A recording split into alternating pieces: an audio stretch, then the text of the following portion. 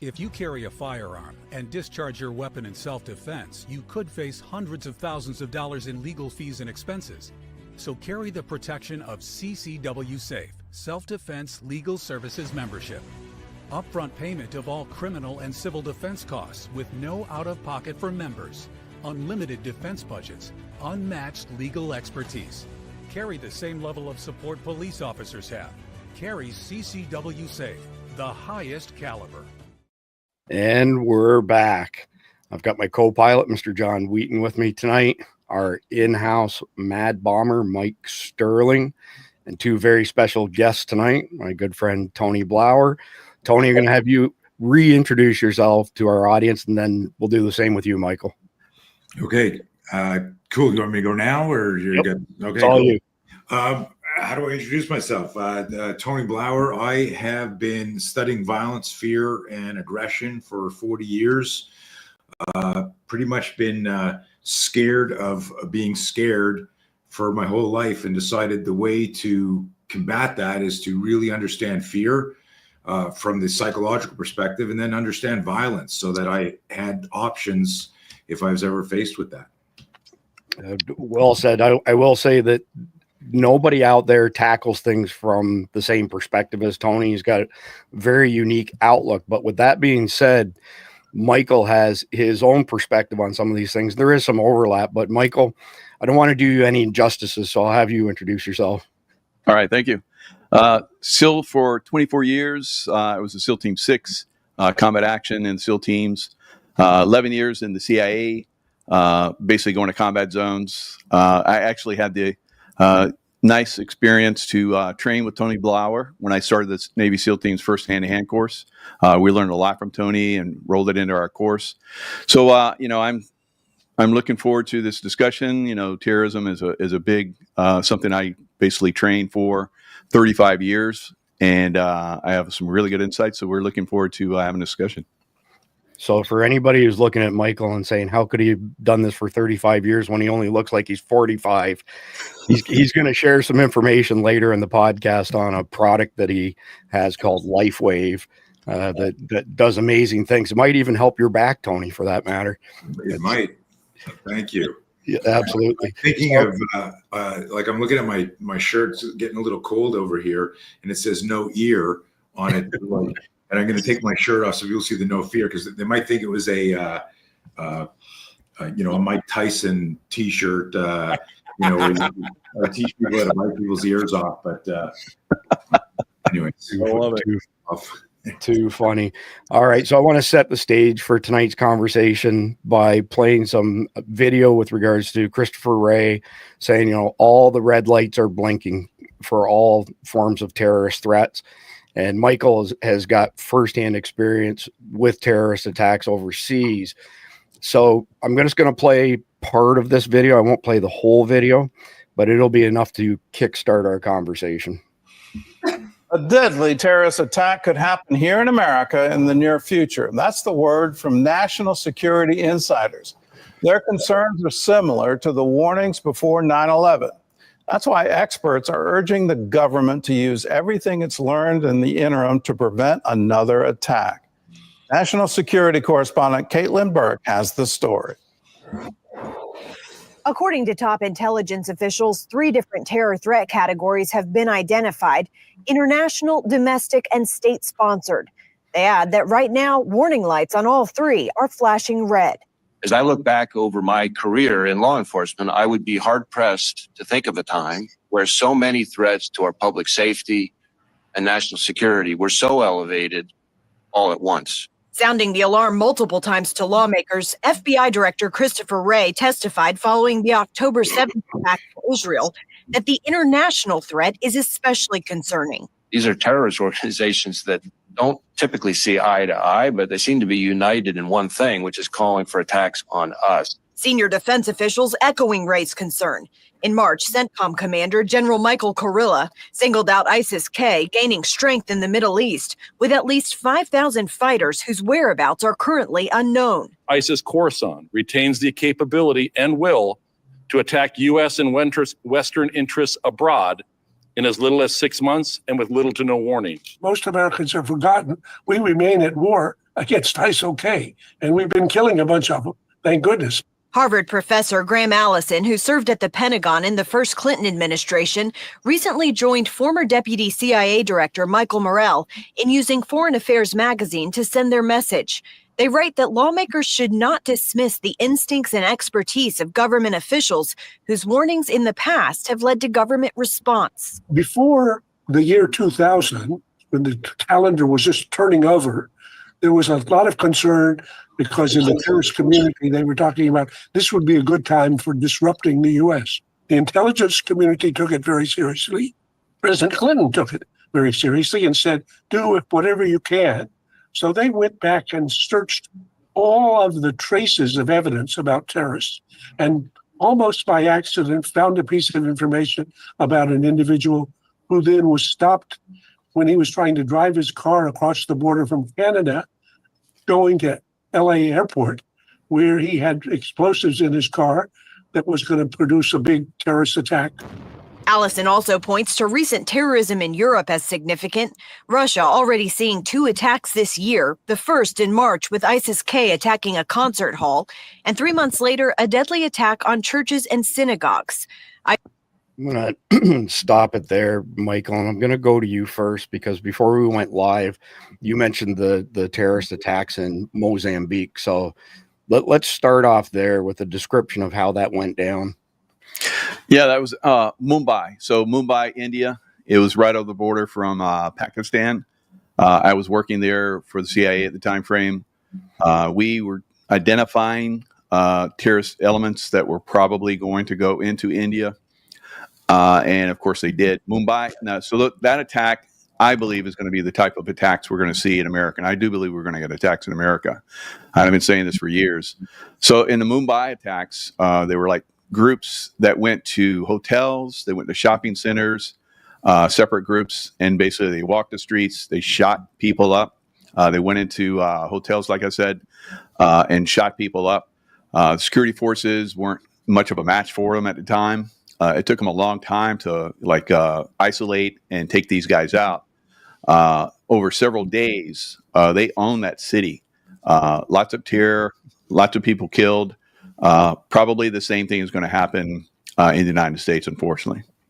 So if I may, real quick, Chris, that sounds very similar to October 7th in Israel style of attack, where it's spread out, urban level, kind of a little bit more gritty and raw than more of the 9/11 type style attacks that everybody thinks of when they think of terrorism. They think of 9/11, they think of all this other stuff. But, and you can correct me if I'm wrong, but the terrorists have adapted, it seems like, to a different style of attack where they're not going to go so grandiose, but they're going to do more damage at the local level as opposed to the big level targets. Mike Sterling, what's the quote from Sun Tzu? Kill one, terrorize 1,000. There you go. And to add to what John was saying, yeah, they're going to do these things. They're going to do them in areas that are less capable of being able to stop them. You know, you don't go to places like New York City and Los Angeles to do this. You do this in little towns. You know, you go to a town that's got a total of 40 police officers in the entire town. That includes the county. You go to places like that, you tear them up for a few days. You go to bedroom communities, stuff like that. You tear those places up, and you don't do it in one place. You do it in 20 places on the same day. That's a good direction to go. And I'll get Michael to comment on it, and then we'll pivot to you, Tony. So there's been pretty credible intel for about 20 years now saying that the next wave of attacks on America would be multiple terrorist cells attacking multiple things like schools in the same day in small communities, as Mike just alluded to. So just for argument's sake, you've got a county, let's say, has less than 200,000 people. There's 12 terror cells. Even with mutual aid, law enforcement can only respond to one school. So they lose one of their cells, but the following day they move to the next county that has 100, 200,000 people, and they attack 11 schools. And then the third day they go and attack another one that has 10 schools. I know this has been war gamed out by different organizations, JTTF and otherwise. I just want you to paint a picture here, Michael, before we go to Tony. What happens to our society? What happens in America if we have to confront that, or we are confronted with that, I should say, go for 2, 3, 4 days in a row? Yeah, it's definitely going to come for some communities. We know that, and I'm not picking sides or anything, but a lot of Democrat areas they're pretty much, they don't like the police force. They've downsized the police forces. They don't like weapons. They've downsized weapons. I think there's like, I don't know, 8 magazines or magazine of 10 in some states now. That's no match for terrorists, which are going to have 30-round magazines. So it's pretty much a done deal once you come into an area like that. I've been in a lot of these areas, and they don't like even people like me, military veteran with experience and so forth. Now, I've seen the videos of these guys and their training. The training that I have is unbelievable. If I had a group of guys at my level, I would own a big city. I would own it. These guys are close to my level. I've seen the videos on them. They're going to own some cities. So, quick question before we go to Tony, just because you tweaked me here, Michael. What are your thoughts on our special forces doing incursions into Mexico? Because Hezbollah and the cartels, especially Sinaloa cartel and Hezbollah, are kind of joined at the hip. What do you think? What comes out of that? If we go Mexico and take these guys on, how effective could we be? Basically, cut the head off the snake. Well, I think under Trump, we would destroy them very quickly. The same thing happened when Trump came in and we went after ISIS. We annihilated them within a few months. So the same thing is going to happen down in Mexico, and we will have to go to Mexico, because when I left the SEAL teams like over 25 years ago, we already knew that Hezbollah and Hamas was moving down into Central America and South America. We already knew that. So they have a long time to basically integrate with the cartels and so forth, and it's going to be pretty ugly. But our level of experience, the munitions that we have, we will annihilate them very quickly, given the opportunity. That's good to hear, Michael. We've got a good friend, Keith Graves. He was a law enforcement officer for 30 years in the Bay Area, retired 4 years ago. Now he trains law enforcement across the country in 2 things, drug and gang interdiction. And Keith made a comment probably 2 years ago where he said, Hezbollah and Hamas have been embedded in Mexico for so long now. They have the exact same accent as the Mexicans. They have the same appearance. He said they're virtually indistinguishable from them. But moving from that to you, Tony, let me just paint a picture here. So we end up having these simultaneous attacks, whether it's schools. I've also heard some intel saying that on a day like Black Friday, that these terrorist cells would attack Best Buys across the country or something to that effect, essentially. What is the very first thing that somebody should do if they find themselves in the middle of a terrorist attack where it's like Michael described, where there's just guns going off everywhere? What's going through your head as Tony Blauer, and what can you pass over to a layman like us? I'm looking for Mike, and I'm jumping behind him. He's a big guy. It's it's funny, while you guys are describing this, while I've had the honor to train tier 1 operators and everyone down here, I'm not cavalier about violence, and I'm not one of those guys. And Mike will remember this from decades ago when I was out at Coronado. I always tell people, some days you're the bird, some days you're the bug, and some days you're the windshield. You can't. There's a lot of people out there that are selling a product or an idea that makes people think they're stupid and invincible and stuff like that. The biggest thing, and it's why I wore the No Fear shirt for this talk. The first thing everyone's got to do is manage their fear, the psychological fear, the neurobiology of fear.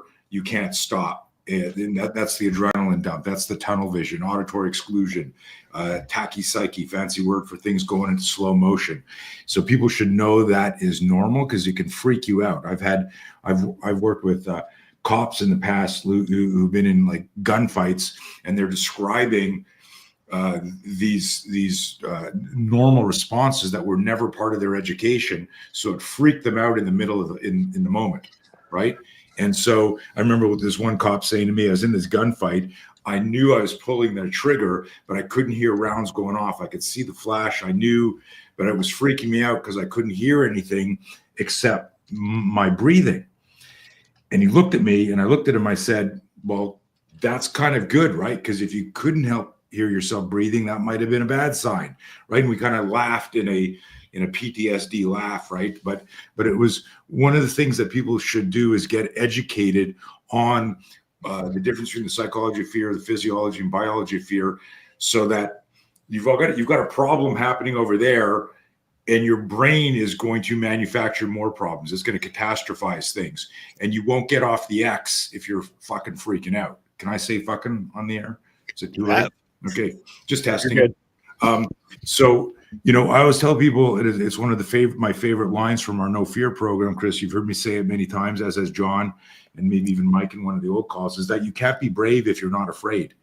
That the primary ingredient of courage is fear, and that's a huge sentence right there. I mean, just go, wait a minute, I need to be brave now, but I'm so scared. That's what you need. The problem that I think we run into is we don't have a plan. And when I say we, I mean the people that don't have a plan, and they don't know what they don't know. So it's like you go into this restaurant or this mall, and it hasn't occurred to you to look at escape routes or look for weird looking people or, improvise weapons, or just even to talk to your family or friends going, look, this will probably never happen. Like we have the fires going on right now. And so people who know we live in Southern California are asking us, like, are you safe? Are you ready? Or whatever. And so, we had a meeting with the family going, listen, these things can spread really fast. This is our battle plan if we need to evacuate. And, here's what we're taking. Here's what we're not taking. And, you're grabbing the dogs, grabbing the cars. Here's where we're going. And God forbid it happens. At least there's a mental blueprint of what you need to do. I will say this, and then I'll because I could rant for hours. It's your audience will get it, but I've shared the link for the show to a bunch of other people, and they may not get this, but I tell people that sometimes the safest thing to do in a death match is to fight to the death. Give your permission to fight, right? Like if you're waiting for the cavalry, they're not going to be there in time. Shit is over too fast. So it's like, oh my God, what the fuck? And you might need to charge that threat and be that courageous bystander. I mean, that's a heavy thing, is right. Like sometimes the safest thing to do is fight to the death. That's a lot to process, actually. Yeah. And so what would your advice be, Tony, when most people go into condition black? So I know Colonel Jeff Cooper didn't put condition black in his original combat mindset, but somebody tacked it on afterwards. But the example I raise is that this number never changes more than 1 or 2 points. 70% of Floridians killed by gunshot wound each year that did not commit suicide were killed with their own gun. So they pull the gun, they went into condition black, they froze, bad guy takes their gun away and shoots them. What tips could you give us as far as how do you stop yourself from going into condition black? Well, it's this is going to sound obnoxious, but this is like, you got to do my course, right? And I don't mean that to be facetious, but I tell people this. I always make this joke, and I think you've heard me say this before, Chris. I should stop saying that because you've heard all my stuff. But if I'm going to learn how to skydive, I'm afraid of heights, and I've jumped out of an airplane twice.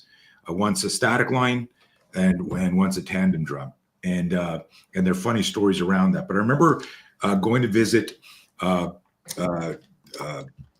Tier 1 guys down at Fort Bragg, and the Range 19 boys, and Michael know who those are, and you guys should know who that is, but I'm not going to say their name. The Red Roof Inn, right? So we're sitting there talking about the course that I've designed for them for the week, and it's the weekend, And one of the guys says to me, "Hey, do you want to go jumping later?" And I said, "Jumping, like up and down." And I kind of do this on the coffee table, like up and down. He goes, "Ha ha ha." He goes, "No, I'm an airplane." I said, "Hold on a second. Oh my God, I'm so busy."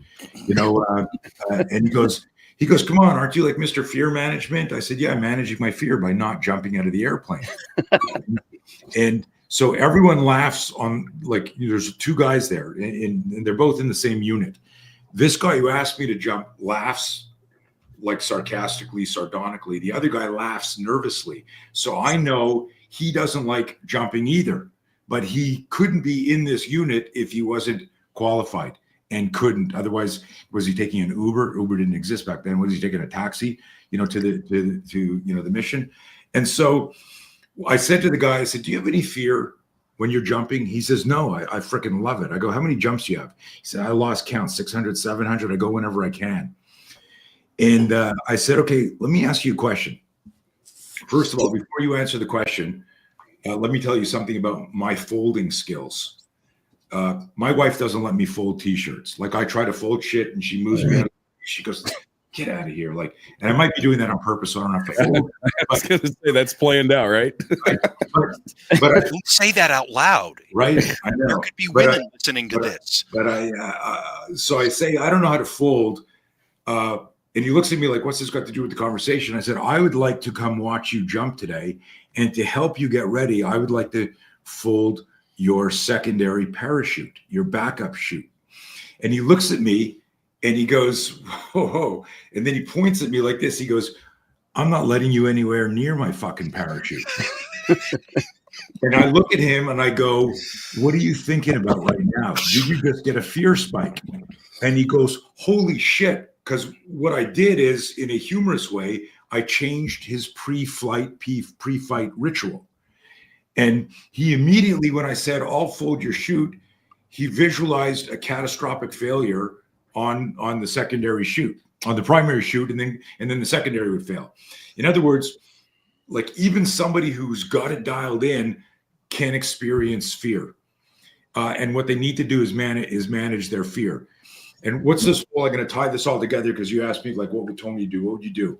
We got to manage the fear. And we got to blend and what we call in our program the 3 I's: instincts, intuition, and intelligence. If you've got a plan, and what's the famous, I forget who said it, no plan survives first contact. Murphy. Who said it? Murphy, Mr. Murphy, General Murphy. Murphy's Law. Right? No, I know. I'm making fun, General. But the idea here is nothing works if we don't manage our fear, because the mind navigates the body.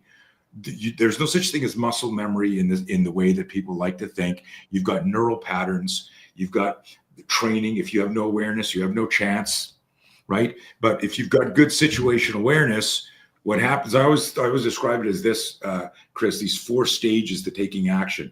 The first one is SA. You got to have situational awareness. And if you don't, you don't have a chance, right? You didn't, because you're just there when you got hit. If you've got situational awareness and you're picking up danger, your physiology, the first place we are hit is our nervous system. Our gut goes, something's off here. If you don't have good strategic fear management skills, psychological fear management skills, you catastrophize and turn that into a movie where this is where I'm going to die. No one's going to save me. And so you get the fear spike and you need to manage the fear, and then you need to choose what you're going to do next. Are you playing dead? Are you charging the threat? Are you jumping out the window? Are you and it's all the what ifs. And the speed of how all that comes together is also going to be affected by your training, right? So if you have no training, you're improvising everything. But if you've done some shooting, so imagine this. Imagine if it's funny, I just had this conversation today with we're doing a gig with a federal agency next week, and I asked them what type of pistols they use, and he mentioned the name. I'd never even heard of it. And I said to him, if my weapon system that I like is a Glock, and you give me another gun, there's a moment that I go, what the fuck is this, right? I know there's a hole in a trigger, but do I pull the trigger and I forgot to take the safety off because my gun doesn't have one? So you got to understand your operating system, and you got to understand your options.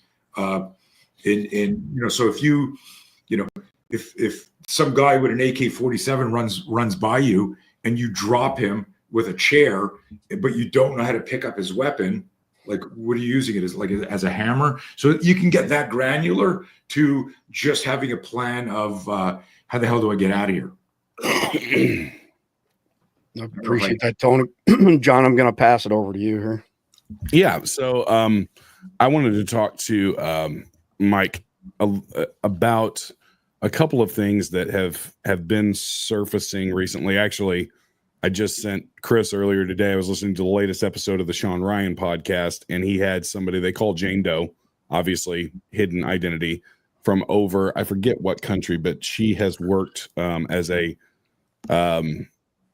terrorist analyzer or something in this. She's actually been able to get contacts inside of Al-Qaeda and stuff like this. And she laid out something that was very, very kind of terrifying. And I train a lot of our local police, myself and my partner with our company. We train a lot of local police, SWAT teams, stuff like that.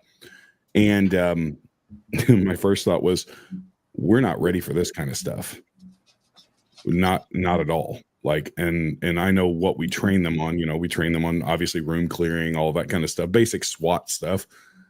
But we're not prepared for this level of planning, because they're talking about, tiered attacks where one attack goes off and they wait for the response teams to come in, and then they blow something else up and they take out the response teams. Or there's an attack that's clustered across the city where they don't have enough police to cover all of the attacks. So I kind of wanted to get your insight on what you see. And I know you've been connected, obviously, in the same realms as Sean has, in the CIA and the SEAL teams and all of that kind of stuff. What do you see, and what is your thought on what terrorism in 2025 could look like, and how do we get our local law enforcement, our local officials, because I personally believe it is going to happen on a local level. But with that in mind, how do we get them, spun up and up to speed on this stuff?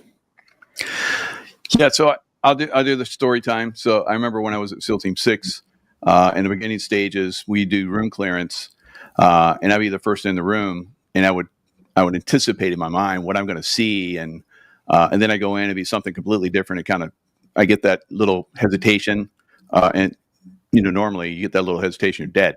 So I stopped anticipating what I was going to see in the room, and I just went in with a completely open mind, and I was like, I'm just going to destroy anything that's there, and that was my mindset.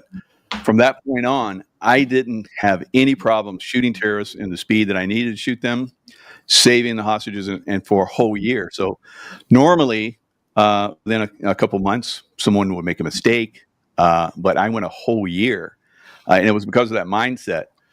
Some of that was from the days of, when I trained with people like Tony, having an understanding that you need to breathe. Because if you're not breathing, you're doing shallow breathing. That basically puts you in that fear state. You need to go wide angle vision, because we have tunnel vision. So I would go into wide angle vision. I would breathe, and I would come in, and I had that mindset that I'm going to destroy whatever gets in the way. So with that in mind, I've been on, I don't know, hundreds of combat missions, and every time that we briefed something like, this is what's going to happen, this is what they have, and it never went as briefed. I've never been on an operation where it went exactly as briefed. In fact, most of the time, it completely changes right when you go out the door, right when you start. Something happens. I remember in the Panama invasion, it was like, okay, this is what we're going to do. We briefed for I think 4 hours, the longest brief I've ever been in. And then we went out on the mission. We took rounds. We landed someplace different, and everything changed. Everything changed. So you have to go in with that kind of mindset, not because something's gonna show up that you're not experienced with, and if you go, oh fuck, then you're screwed. You're dead, right? So you can't have that type of, and that's for everybody out there, regardless of your situation, whether you're trained or not. You need to get in that state of mind where whatever happens, you need to react. You need to react right now. You can't stay in that, I don't understand this, then you're dead, right? It happens that way for a lot of people. Even Navy SEALs, I've seen it. Guys jumping out of a plane like you're talking about, Tony. Something goes wrong and they get stuck. They get stuck trying to do the same thing they're trained with, and they burn in. So you have to have that open mind and have the wherewithal to whatever situation comes up. And I tell you, when these guys hit, we may have drone activity. They may have man pads to bring down helicopters that might come in. You don't know what they're going to have. I've heard they have all that stuff coming in. So it's going to be crazy, but we can defeat them. And I've been in many operations where we excelled because we went in with that kind of mindset. Yeah. And so follow-up question to that would be, how does the, everyday Joe kind of prepare themselves to be helpful instead of just a meat sack for the terrorists? What should be the mindset of those guys? It's kind of the same thing. How can I help? How can I participate? You need to be meditating on that right now. You can't like when this is going to go down. So you need to be meditating on this right now. How would you react? How would you react, and so forth. I remember I'm a knife fighter. And I remember the first time I saw somebody's head being cut off. I literally saw that and I was like, holy moly. So I saw a video of like a Russian Spetsnaz guy and a Chechen guy cutting his head off. And I was like, ha. And I thought I was like badass with a knife. But when I saw that, I had to reevaluate, my mindset. So if that had happened for real, I'm in a knife fight and I'm watching somebody get their throat cut and blood everywhere. I'm ready for that now. I've trained in a way where I'm beaten while I'm knife fighting. I got darts being thrown at me, all kinds of crazy stuff. So now the average person is not going to have that type of, training. But you can have the mindset that I talked about. Everyone can have that mindset. You're going to get through this, and you have to start to think that way going forward. I'm going to do what I know is best. It's going to come to me. I breathe, I widening vision, and I react. Right. That's what we used to tell the guys when we would multi-fight. We would send in 20 guys on one guy. And if they did the techniques right, they could defeat the whole room. And then once somebody had a kill shot, throat chopped or neck break or whatever it was that took them out, they would take a few seconds, they'd come back alive. So you would fight within a 3-minute period, upwards of 200 people. But if you're doing the techniques, if you're moving, you're hitting, moving, thinking, widening vision, breathing, and that's what we say over time: hit, move, breathe, widening vision, all the time. And those guys were just like, and I went through that training, of course, and it was absolutely amazing. So just always think that way, move, breathe, widening vision. So very simple. Very good. Let's pass it over to Mike Sterling. So probably the one thing that I always push in any of the courses that I'm always teaching, and both Michael and Tony are definitely going to be well versed in this, but stress inoculation is my big thing, and that is for anybody that doesn't know out there in the audience. Hey, Mike, turn your mic volume up just a bit. Oh, okay. Stress inoculation is that is the cornerstone of there. How's that? That work for you? That's better. Yep. Thank you. How about that? Good. Okay. So stress inoculation is the cornerstone of the special operations training method. And we get hit with that at EOD school. You're going to be a bomb technician. So yeah, they kind of want you to be cool under pressure. Weird, right? So, and what they're doing is they'll put you into a level of stress, and then they move you up to the next tier and the next tier and the next tier. And they're currently they're turning up the volume every single day. And for us, that's an entire year of them turning up the stress every single day. And And that is one of the biggest things that I preach on this. I'd like to hear you guys' thoughts on that. I got a couple of things I could jump in with, making notes here. And this is if I were listening to the show and I didn't have prior training, I'm like, oh, okay, cool. You were Navy SEAL, then you worked for the agency, and you had all this crazy training, and you spent a year stress inoculating. And I'm like, I got no training. I got a yellow belt in karate in high school, and I haven't been in a fight since. I'm overweight, and I got my guns, but where I live, I can't conceal carry, whatever it is. So I'd like to talk about things that I know apply to tier 1 people, but also apply to the layperson. Because you're right, Mike. Stress inoculation. If you can do scenarios, it was like how Michael said when he saw the decapitation, his current comfort zone went, holy shit. And I was telling people, you get your comfort zone, you got your discomfort zone, you got your holy shit zone. And if you're in the holy shit zone, you're not moving because your brain has to recalibrate there. And so the problem, and this is the challenge, is most people, including, and this is what John was saying, most of the cops, as well-meaning as they are, their training doesn't prepare them for all of like this type of chaos, falls short, and craziness. So it's what I like to do, and what my focus is how do we help every individual, regardless of training, regardless of genders. And I can finally say there are 2 genders, right? I can say sure that. I think we're back to that now. So, yeah. Pete said it. But anyhow, the number one is every good human should have a personal directive, like your operating system in your computer. You open it up, it does a bunch of things. You don't have to, figure out things and write a DOS statement if things go to. It just opens and it's user friendly. What's your personal directive in a crisis?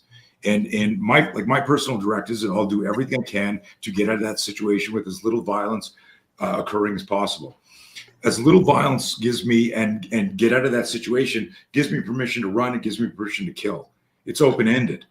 And that can sound cavalier, but the next level is we need to understand the difference between I'm scared and the connection to personal intimidation and indignation.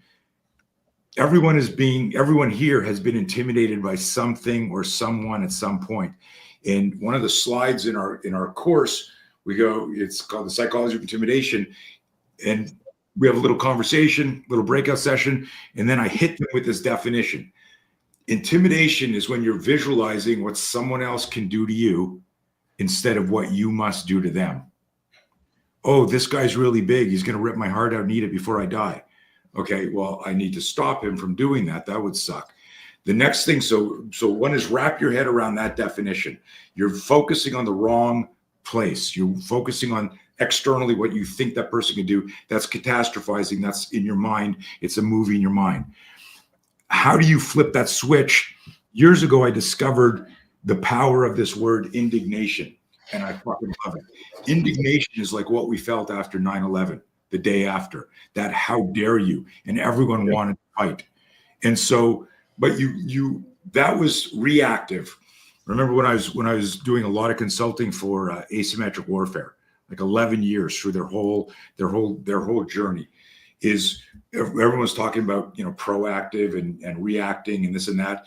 And we were talking, and I said, if you can use your instincts and intuition as the first pre-contact cue, because if I said to you all, what's the first pre-contact cue when I go to punch you? Some people go, well, when I get hit in the head. And I go, but every victim of violence who lived to tell the tale said they had a bad feeling before the attack. So you could be sitting somewhere and go, something's off. That's your first pre-contact cue. So we always tell people, you need to choose safety here. And this goes back to the definition in my intro where I said, sometimes the safest thing to do is to fight to the death. I got to go check that out. I got to move towards the danger. And this indignation button Like think of it as a red button you have like boom on your head, or metaphorically, indignation is how dare you. And it's a superpower. It makes men and women really fucking strong in that moment. So, get a personal directive, give yourself permission to win.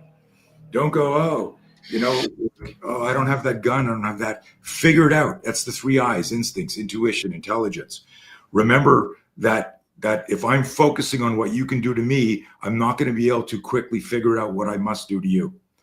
And that indignation button, that's everything. But this all comes back to my relationship with fear, because I haven't even discussed wax on, wax off, right? So it's like, oh, what should I do? Should I do jiu-jitsu or Krav Maga? Or it's like, I was telling people, just fucking smash the fucker.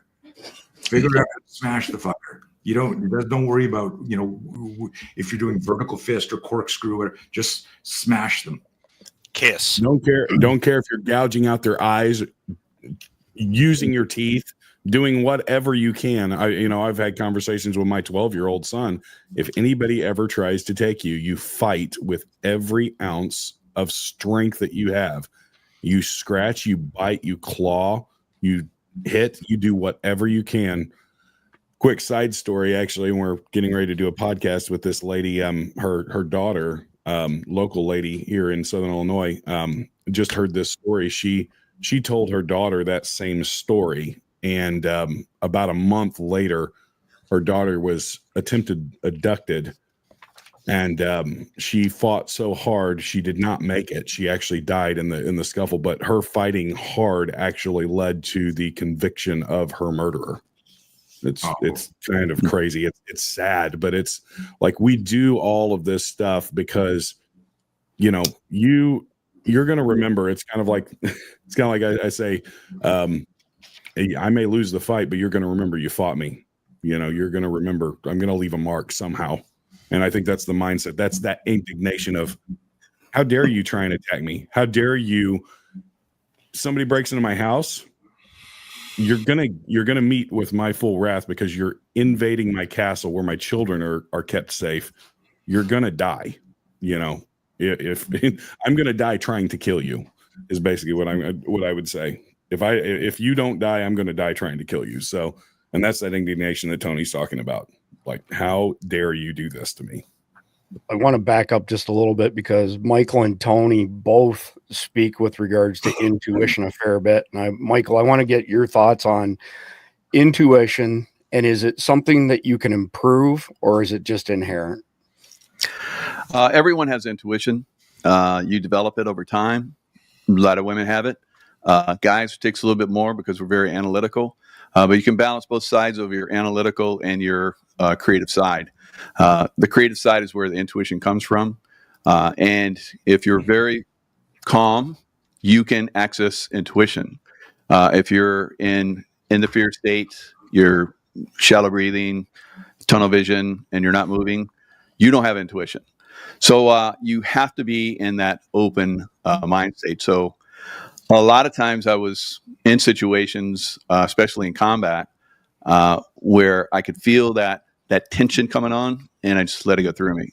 And then it's like I knew if I stayed with that fear, that tightening, I would not have access to my intuition. So you got to have that. And I saw guys over the years, they're like, I can't wait to get in the fight. And we were like, hey, you need to settle that down. You need to you can't go there. You can't be in that anger state. You can't be in the fear state. If you are, then you don't have access to intuition. Almost without exception, everyone that I saw that had that anger, that fear, they're all dead. They're all dead. So you can't be in that. And Tony is I love listening to Tony because Tony taught me the foundations of this, and I went with it. So I got to the point where I could remote view. I could look into the future and see it before they actually happened. And that was because I learned this intuition with the fighting skills. The fighting skills brought this on. So the things we're telling you right now can lead to something more. I do great investing. I'm incredible investor now through my intuition. So you can apply it to every aspect of your life. It's not just, oh, I got to learn intuition. I got to be a good fighter so I can survive. No, that's not the reason why you do it. It's because it's going to translate into every aspect of your life. I can tell you, because I became an exceptional fighter. I mean, I was around guys like, I don't need that shit because I got my gun. I was like, well, where's your gun right now? Because I'm a hand-to-hand fighter. And I will tear you apart. And they're like, oh. So you can't be in that state of consciousness where you discount this stuff. This stuff is extremely valuable, and it can lead to greater things. So God, it's such a great honor to be here with Tony again, because Tony's talking the same language that I learned back then, and we learned from him, and now we're both talking the same language. You guys are getting some incredible information here. So, intuition, I applied it. My shooting got better. I was already an expert shot, but when I learned to relax and really relax into that intuitive state, my shooting went to an incredible level. I knew when things were going to go wrong. I could sense it. I would tell guys, in a week from now, there's going to be an attack. There's going to be an attack here. It's going to be this time frame. I would see it in my mind from this intuitive state. So now, being in a combat zone, you know that's something you want. But you're not going to get it if you're constantly living in, oh my God, what's going to happen? What? You will never get all those whats, ever. The best thing to do is just have that open mind, and like Bruce Lee, become the water. be very soft. Keep it simple, stupid. It's a great term that all military guys learn. And if you try to make this tougher, then you're going to fail. It's very simple. It's very, I would say it's the most relaxing thing that I've ever learned in my life. Having this type of mentality, you have to have the mind. It all starts with the mind. And if your mind is not right, then everything else is going to fail. I keep hearing you saying Zen in the back of my head. That's the word that comes to mind. Michael, one of the things that we decided pretty early on with Survival Dispatch News was that, unlike a lot of podcasts who discuss a topic, and then you go and you look in the comment section, you see disenfranchised people saying, well, there's nothing I can do that'll change this. You know, people will say my vote doesn't count, that type of mentality. We want to provide solutions to people. So I know you didn't ask us to do this, but I want to bring up the fact that you have 3 online courses that are very specific to the topic of intuition, and that it's not just, you're not just a talking head on a podcast saying these are all the benefits of intuition, this is how you improve it. You actually have course material where people can do this online. They can learn online from and take the benefit of all your years of experience. And of course, Tony has his courses as well. No Fear, which he's wearing, it's a great, it's only a few hours. Then he's got his whole human weapon system. I don't know if you've seen that, Michael, but it's pretty impressive. But I just wanted to make sure that people knew that there's links down below. They can check out all your online courses and Tony's as well. So Tony, back to you on the intuition side, thoughts on how the average person can tap into their intuition and improve it. Yeah, cool. So, I try to, with everything, when we're teaching, because we teach such an eclectic audience that, you can't come in with, massive words and make people feel obsequious. That was a joke using that word there, but close that quickly. Hello, Siri.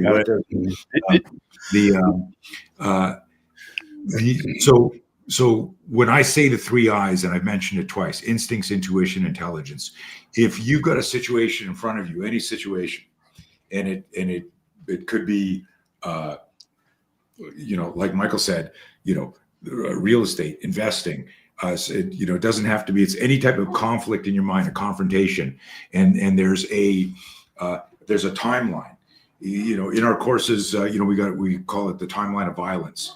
And it starts with detect and avoid, defuse and de-escalate, and push comes to shove, defend. But most people, when they train, they just train in, and those are the 3 Ds: detect, defuse, defend. They just train in D3. It's like, how let me show you to get out of a headlock. Well, the problem is who put you in the headlock and what happened to get you in the headlock might mean it's too late to get out of the headlock, maybe. So a lot of training misses all of this bigger picture. So instincts are kind of hardwired, right? You're in the woods walking around and you hear a rattle sound. Your brain never goes, I wonder if that's a tiny tambourine band. It'll go, that sounds like a fucking snake. And your instincts respond to the potential threat. So your body always errs on the side of survival. I describe at a layperson level as intuition is something in your experience in your body that you believe is true, but you don't have evidence yet. And so I say, you know, intuition whispers in our ear and fear shuts it down, or ego shuts it down, or paranoia shuts it down, or lack of training, which ties back to fear. So you get this message, and I'm not getting woo-woo and weird here with you. It's we've all, and I always use this example. You know, how many people on this call have been screwed over, betrayed in a relationship? That'd be everybody and everyone listening. How many have been screwed over in business? That'd be everyone on this call and everyone listening. When the dust settled from this romantic betrayal or a business betrayal, when the dust settled, whether that was a week later, a month later, a year later, you probably said something I knew that was going to happen. I knew they were going to do that. And so your intuition at some point warned you, but your ego or your rushing or your fear dismissed it or suppressed it. And so that's why I say intuition is something you know to be true, but you don't have evidence yet. And what I always tell people, and this comes back to the power of our choose safety model, is if you have an intuition, like I got a bad feeling about this place we're going to next week, there's a whole bunch of things you can do to change the refractory delay, big fancy word, between stimulus response. So you know you're going here. Are you on the CIA website? Are you calling a friend? Are you checking with the State Department? So you do all these things like what we're talking about here. And you know, we can't, man, the only way we could possibly mitigate some of the high risk that we have is if we had a time machine and we went back 4 years and finished the wall, right? So right now we can't put out a message saying, hey guys, you know, could you show us where your weapons of mass destruction are, and could you leave the country? It's not going to happen. So we can. They're probably going to say no thanks. So the focus now needs to be on this choose safety model. And I remember, and I like telling stories to help people who've like everyone on this call here has been in situations where, you know, whether we're using different words to describe the same thing, go, that's true. But there might be people who haven't had that experience. So I like telling stories to kind of crystallize this. And I had a student of mine who had gone through our training who is walking to Starbucks one day he lived up in San Francisco, and he grew up in Spain, and he got beaten up a lot as a kid, which is why he learned some self-defense. And he learned my whole system of intuition and choose safety and basically teaching people how to win fights by not fighting first, and then how to move preemptively, and then if you are late, how to move protectively. And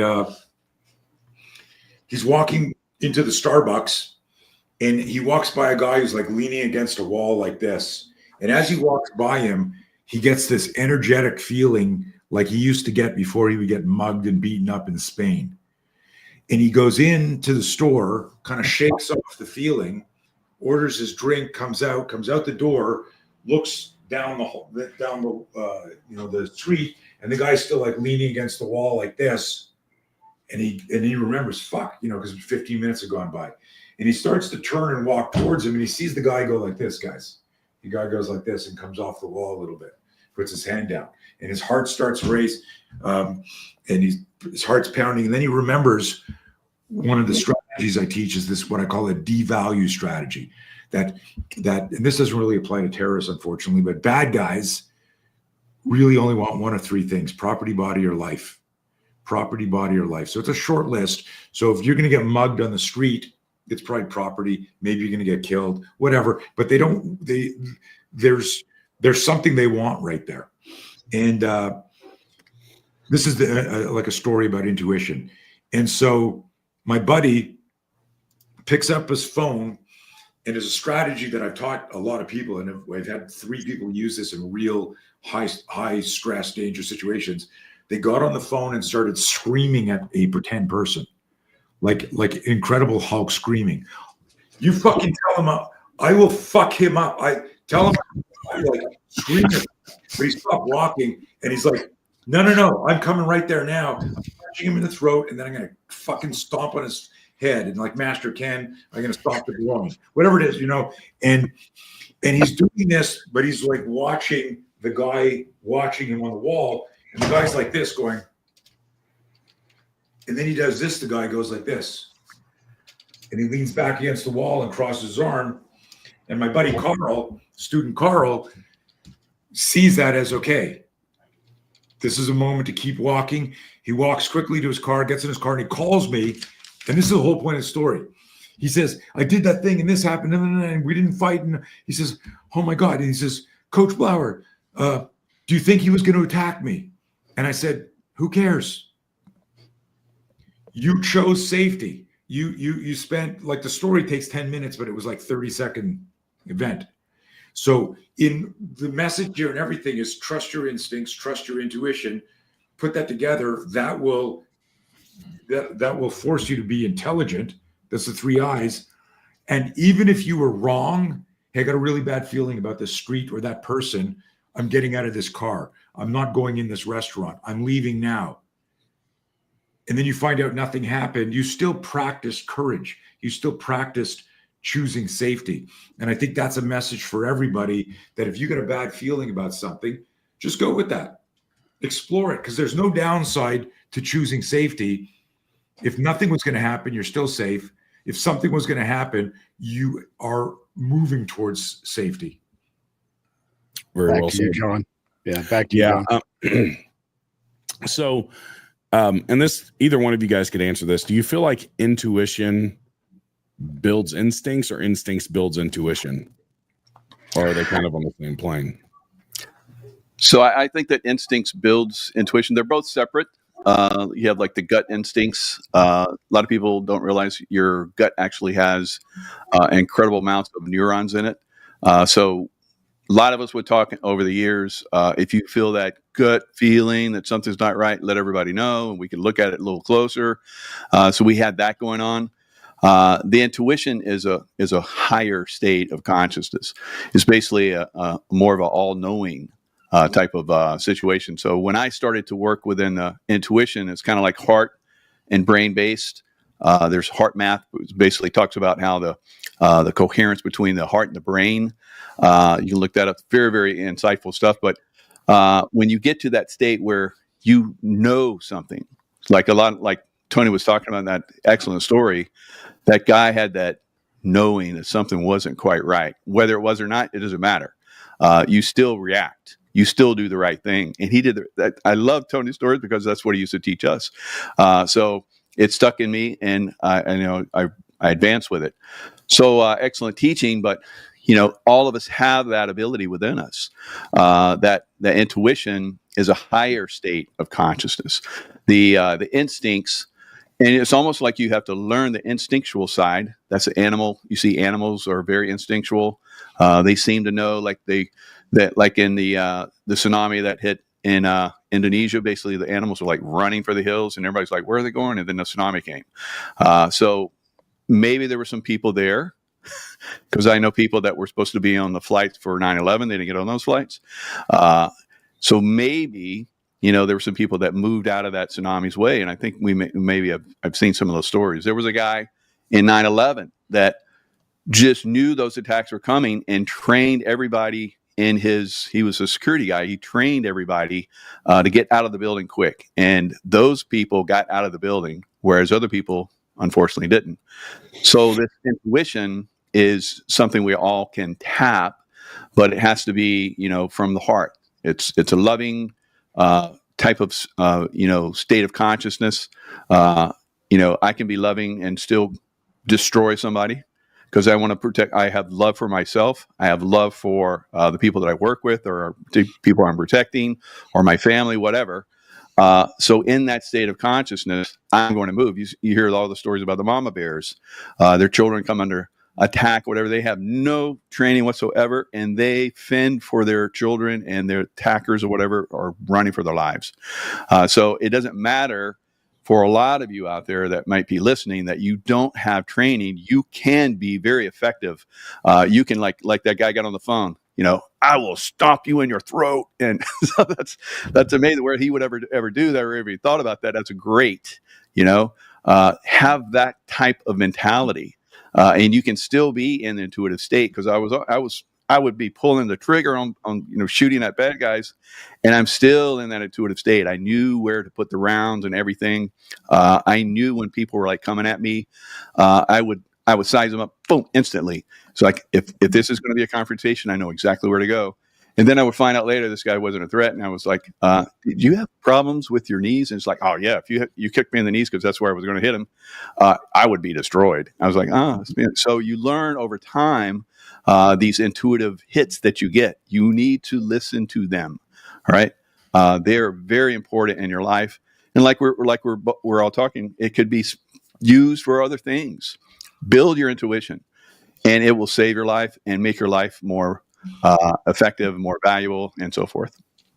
Yeah, I thought your comment on love was really interesting, because I think that societally we think that love is just like this mushy feeling, blah blah blah blah blah. When I discipline my children, it's because I love them. It's not because I'm mean or sadistic.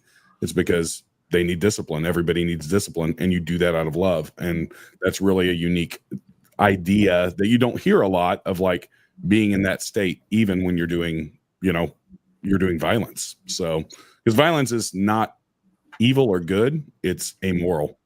It can be used for evil. It can be used for good. So great stuff. I think Mike Sterling has a question. Yeah, go ahead, Mike. Are we going to get to Tom Smith's? Okay. Yeah, go ahead, and that guy who asked a question with regards to his granddaughter. Yeah, if you wouldn't mind highlighting that and bringing that up. Okay.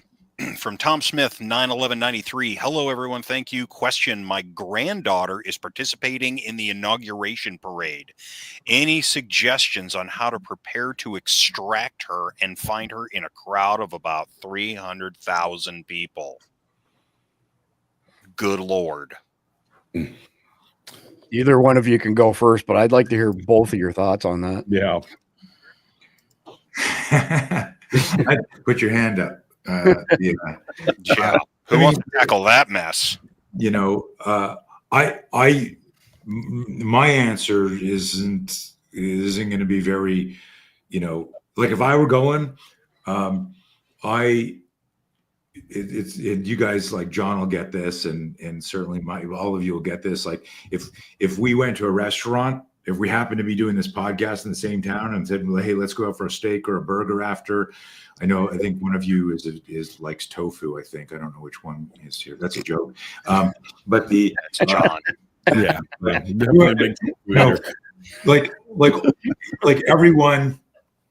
When I go out in a class, like one night during the week, we'll go out and I'll go and most of the time when I'm traveling, I'm not carrying, and so I'll get there and I'll go, okay, who's got a gun? And that person is the person facing the door. That person has their back to the wall. That person has, and so if I were at a place like that, there's no way I'm in the middle, right? And I'm going to be at the edge. I'm going to be far away or near stuff, and I'm looking for a barricade, improvised weapon, stuff like that. And so if he's really worried about his daughter, he's got to say, look, I know you want to be here, but you got to get to this point here, because if I need to get you, like I need to be able to just reach and grab you. So that's kind of like a mishmash of just all of that, aside from being able to reach somebody because you got their their location activated on the phone and communication. And then of course, have a plan. Like, I remember this is a crazy story. I'm at Disneyland. My son now is 33. So this had to be, and my daughter is 28. I've got my son on my shoulders.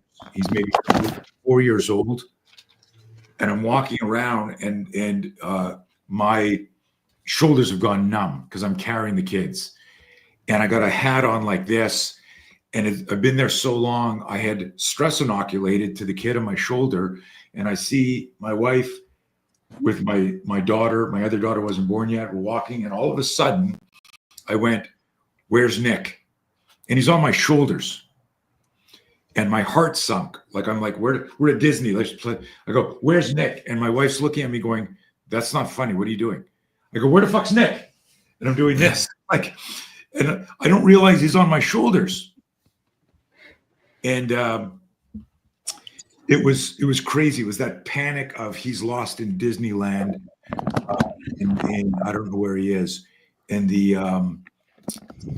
I guess the message there is like know where you are and know where your kids are and have a plan of, and he was too young for this, but if we get separated, here is where we're going to meet, either here or here. Get there, right? So just some of that stuff, but you guys have way more sophisticated plans than that. Hopefully that made sense to people. Doubtful, but Michael, I'd love to hear your suggestion for Tom Smith here. Yeah, so just like Tony was talking about, have a plan with her. I was going to go to the inauguration. I already had a room, and I canceled it. So I'm not recommending that you cancel, I'm not saying that you should go. Either way, you have to trust yourself. All right. But if she's going to go, it's already done. Everything's all lined up. That parade is on a long route, so you need to find out where she's going to be, and then have a plan. If something goes wrong, I want you to go here, and I will meet you there. If you're not there, then you need to be here. So that's what we do when we do combat missions. On the way in, we're like, we'll meet here if everything goes bad, and then another place we say we'll meet here. So you always have these meeting points. So you have to line that up. Now, again, you have to learn it's going to be tough if there's some kind of event where things go bad and you're going to be stressful. You need to calm yourself down so that you can think correctly and tap your intuition. Think, just because I do this all the time. And my wife is exceptionally good at this. She'll ask if she's missing something. She'll ask it, "Where are you?" And she pops in her mind and she goes and gets it. She's brilliant at it. I'm not as good at it, but I can do it sometimes too. So if it's your child, I think you're going to have a connection there, because I had connections to both my children. I remember one time I was in a hot tub. We're at the beach. It was super dark.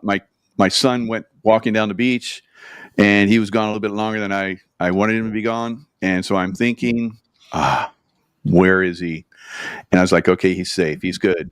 And he's going to come up here within the next 2 minutes. And sure enough, came up in the next 2 minutes. So you can tap into that with a certain person that you've probably done it with your loved ones already. So get that, that intuitive tap, and you don't get it if you're stressed. Remember that. So you have to stay in that calm state of consciousness to access that. And just like we talked about, love, the most powerful force in the universe. We hear that all the time. I teach this. I do muscle testing for people on stage. I say, think something that stresses you out and they're weak in the muscle testing. And I think of something that's loving, and boom, they're like super strong, stronger than they are normal without any thoughts at all. So love is a very, very effective, very, very potent way that you can connect with people. So definitely do that. A great answer, Michael. So, John, I'm going to turn it back to you one more time for you and Mike for final questions, and then I've got a couple for Tony and Michael at the very end. Yeah.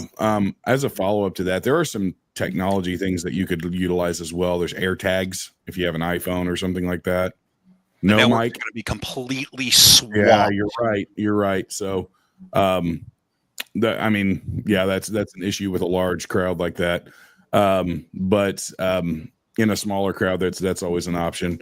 But also a good planning, and I don't know how old your granddaughter is, to depend on what high level of a conversation you can have with them.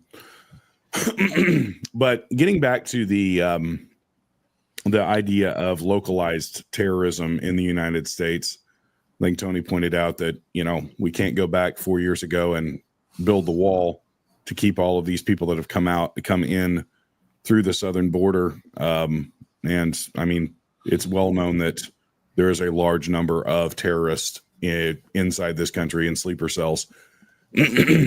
With that in mind, as far as planning and understanding tactics and situational awareness, I think that's probably where I would want to go next. Is, all of this kind of fits into situational awareness, but I want to make sure that we cover all areas of that this evening, because I think that's one of the biggest keys if you want to survive these kind of things, is understanding the situation, looking at your surroundings, assessing that stuff. Hey, I don't want to go down that street because that's a rough neighborhood. I don't want to do this, So, Mike, I'll go to you first on anything with situational awareness that we have not covered yet that would be important for people to get in their minds. We have a saying in our training that you have to think this stuff through, because your body's never going to go where your mind hasn't gone before. And if you haven't thought it through, you're going to be behind the eight ball when something goes down. So as far as situational awareness, what are your thoughts on some practical steps that people could take, maybe some exercises or some just intuitive training that they could do?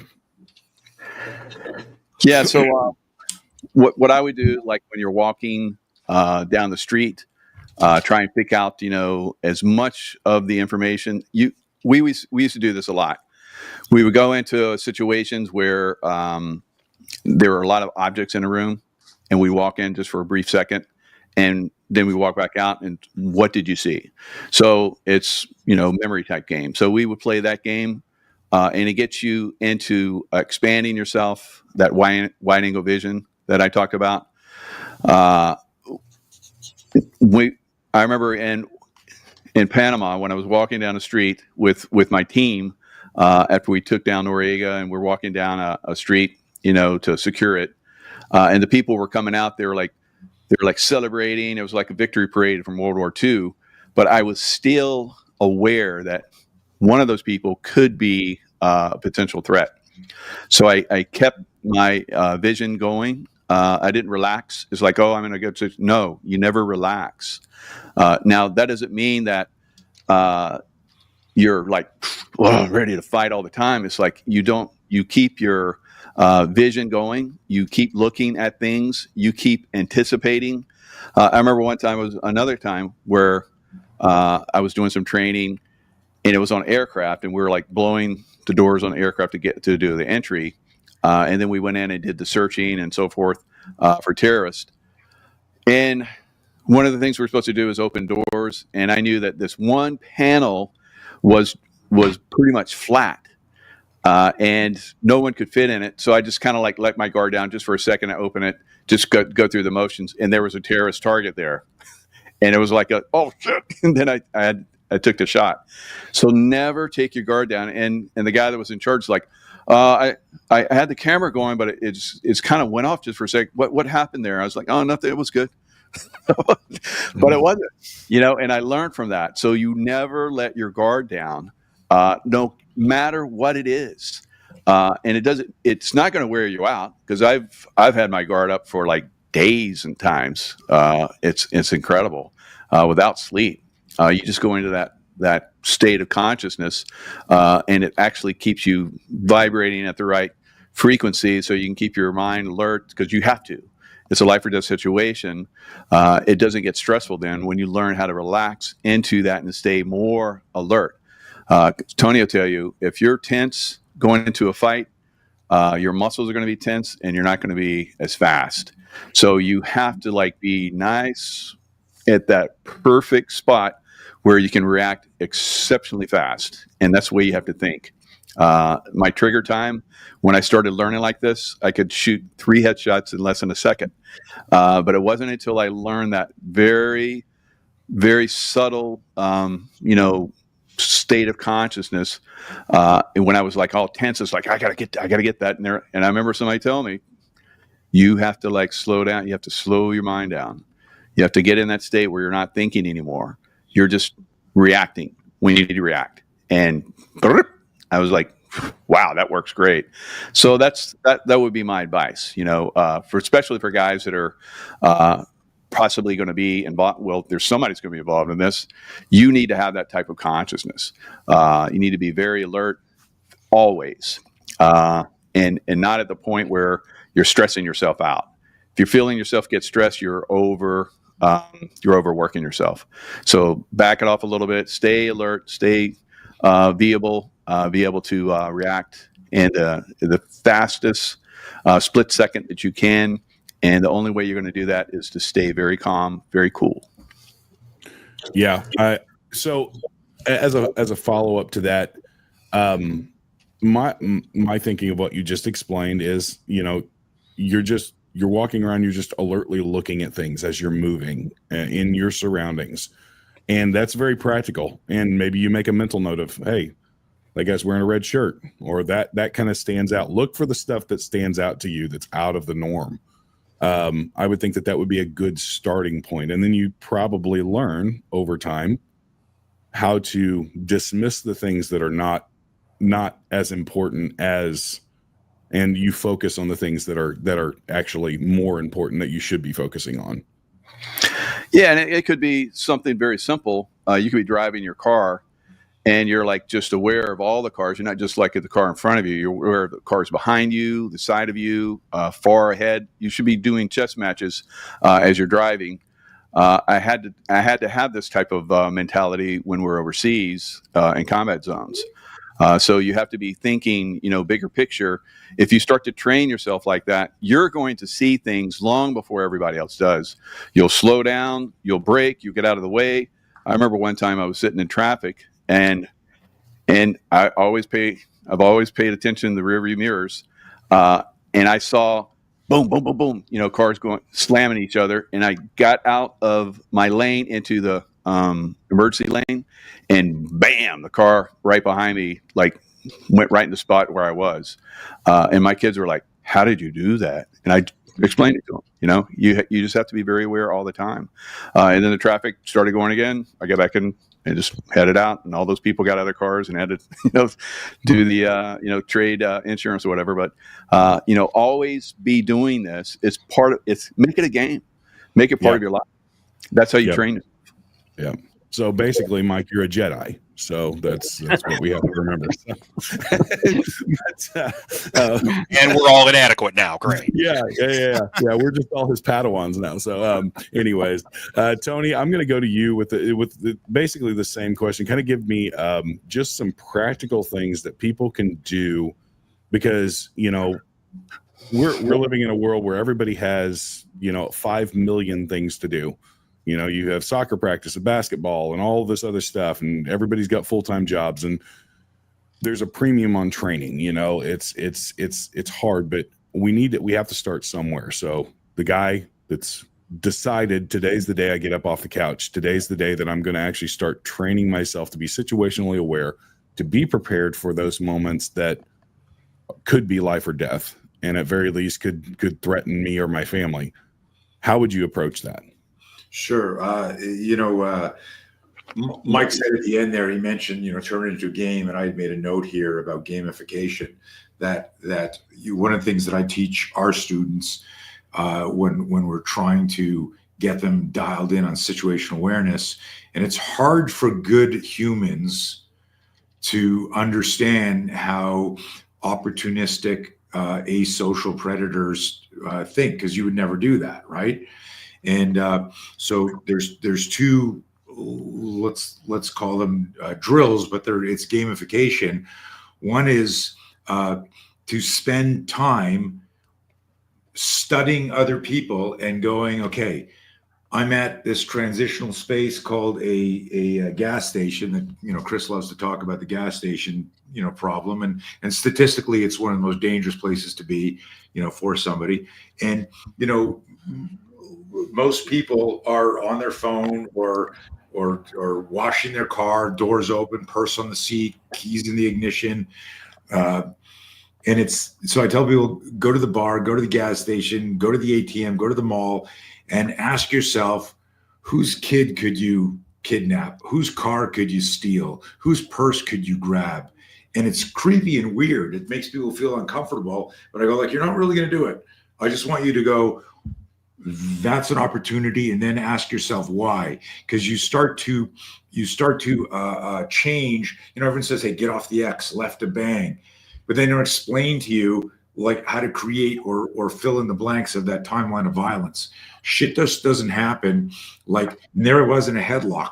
A bunch of shit leads up to that, and it's inadequate or zero situational awareness or lack of self-awareness that puts you in danger. And the only difference would be a cop or military or public safety professional running towards the danger. But for the rest of us, we can run away.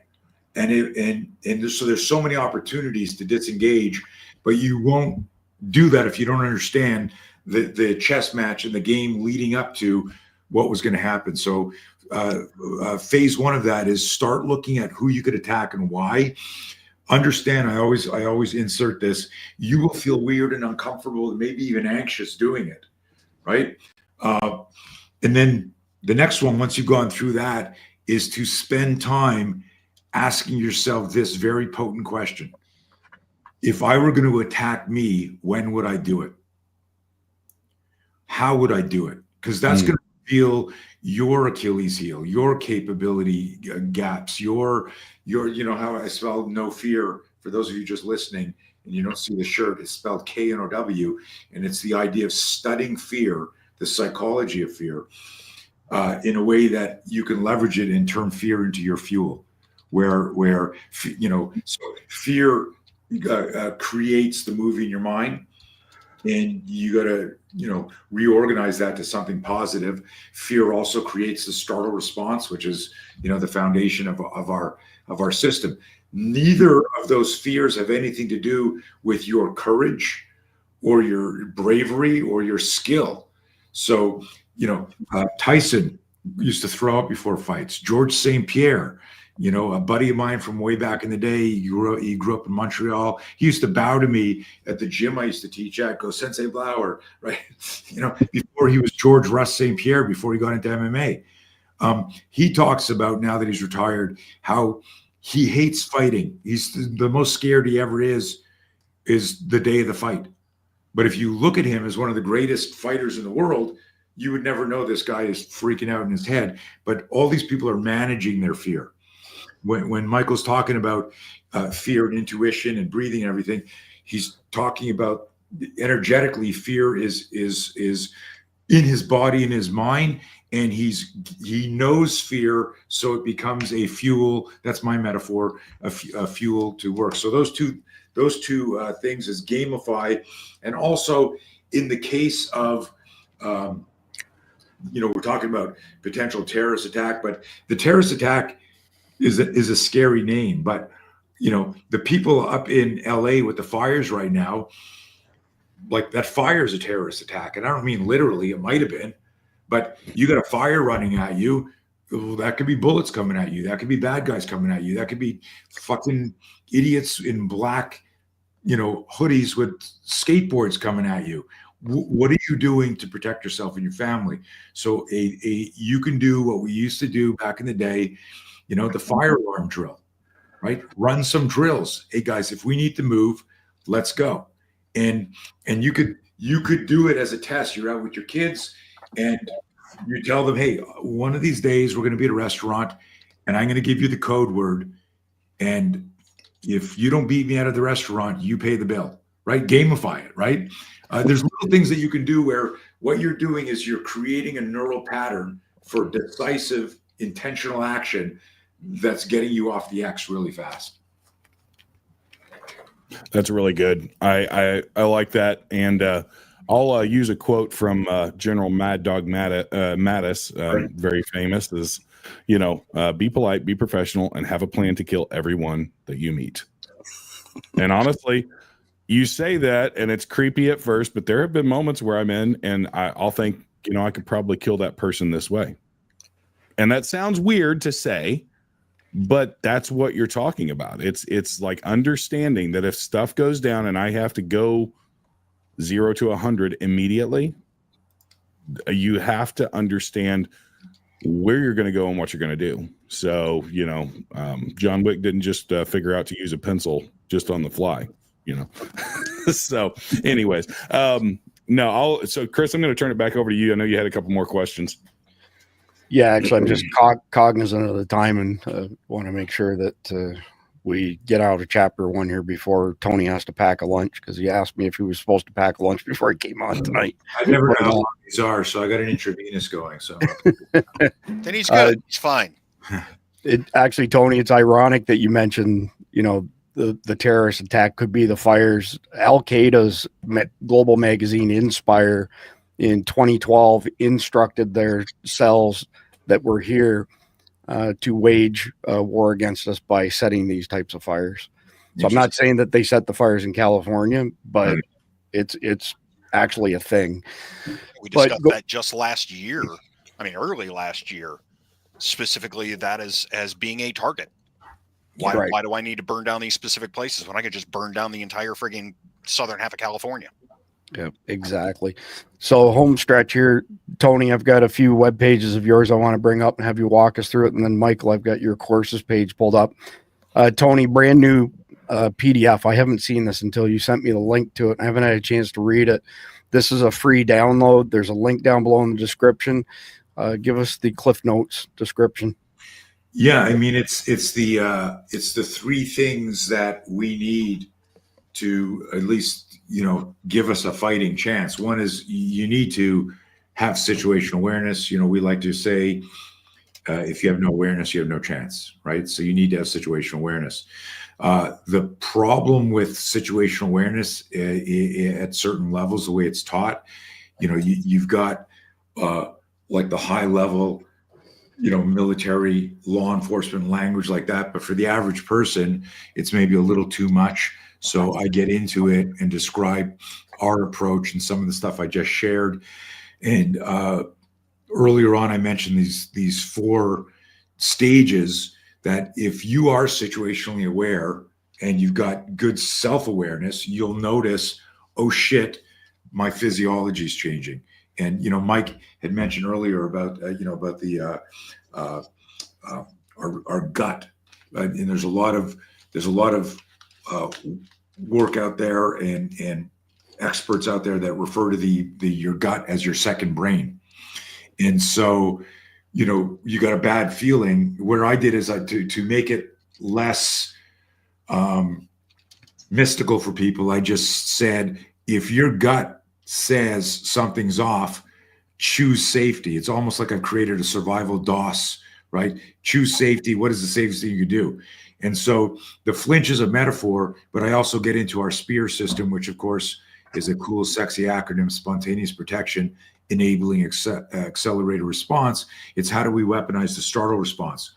Why that is because if a bomb goes off, an explosion goes off, a round goes flying by me, someone postures to go hit me, at a non-conscious level, your body's cross-extensor reflex will do something like this. If people can still see me, the hands will come up to protect the head. So if you're not holding anything in your hands are going to come up to protect the head. So this is like it's 24 pages long. This isn't one of these like, oh, let me get your email address. There's the timeline of violence that I was talking about. It's like I spent hours writing this. I make a joke. I spent 40 years writing this. It took me hours to put it together. But this is like a real manual. And of course, if you need more information, there's more information. Yeah, that's great, Tony. And then I just want to quickly mention that your human weapon systems course, we've got a code down below for 50% off. And describe this as 10 chapters, approximately 10 hours. They're not all an hour long. Some are longer, some are shorter. Yeah, it's actually, Chris, if you went through just the 10, there's bonus material that makes it over 10 hours, but the actual 10 lessons is about 5.5 hours. So literally anyone can consume it. You know, like if you take this stuff seriously and you're listening seriously, you go, well, I'm going to get that. And I'm going to run my family through. I'm going to run through it first. I'm going to run my family through it. You know, what's wild about it is the top headline. And let me look at it. It's how to defend yourself without martial arts. You can't learn Krav Maga in a day. You can't learn how to box in a day. You can't learn jiu-jitsu in a day, but you can learn how to fuck someone up very quickly. You can learn how to protect yourself. It won't be fancy. It won't be nice. But if I said to you, look, hit this indignation button. Here's some good targets. Go to work. You know, everyone can do the stuff that we're teaching because it's based on hardwired movement patterns. If you look at me flinching here, as soon as I flinch, I lock and load my upper body's close quarter arsenal. From this flinch, I can rake your face, palm strike you, stick a thumb in your eye, smash my elbow or forearm. We don't realize when somebody makes us flinch, they lock and load our extreme close quarter tools. So it's understanding how to convert that.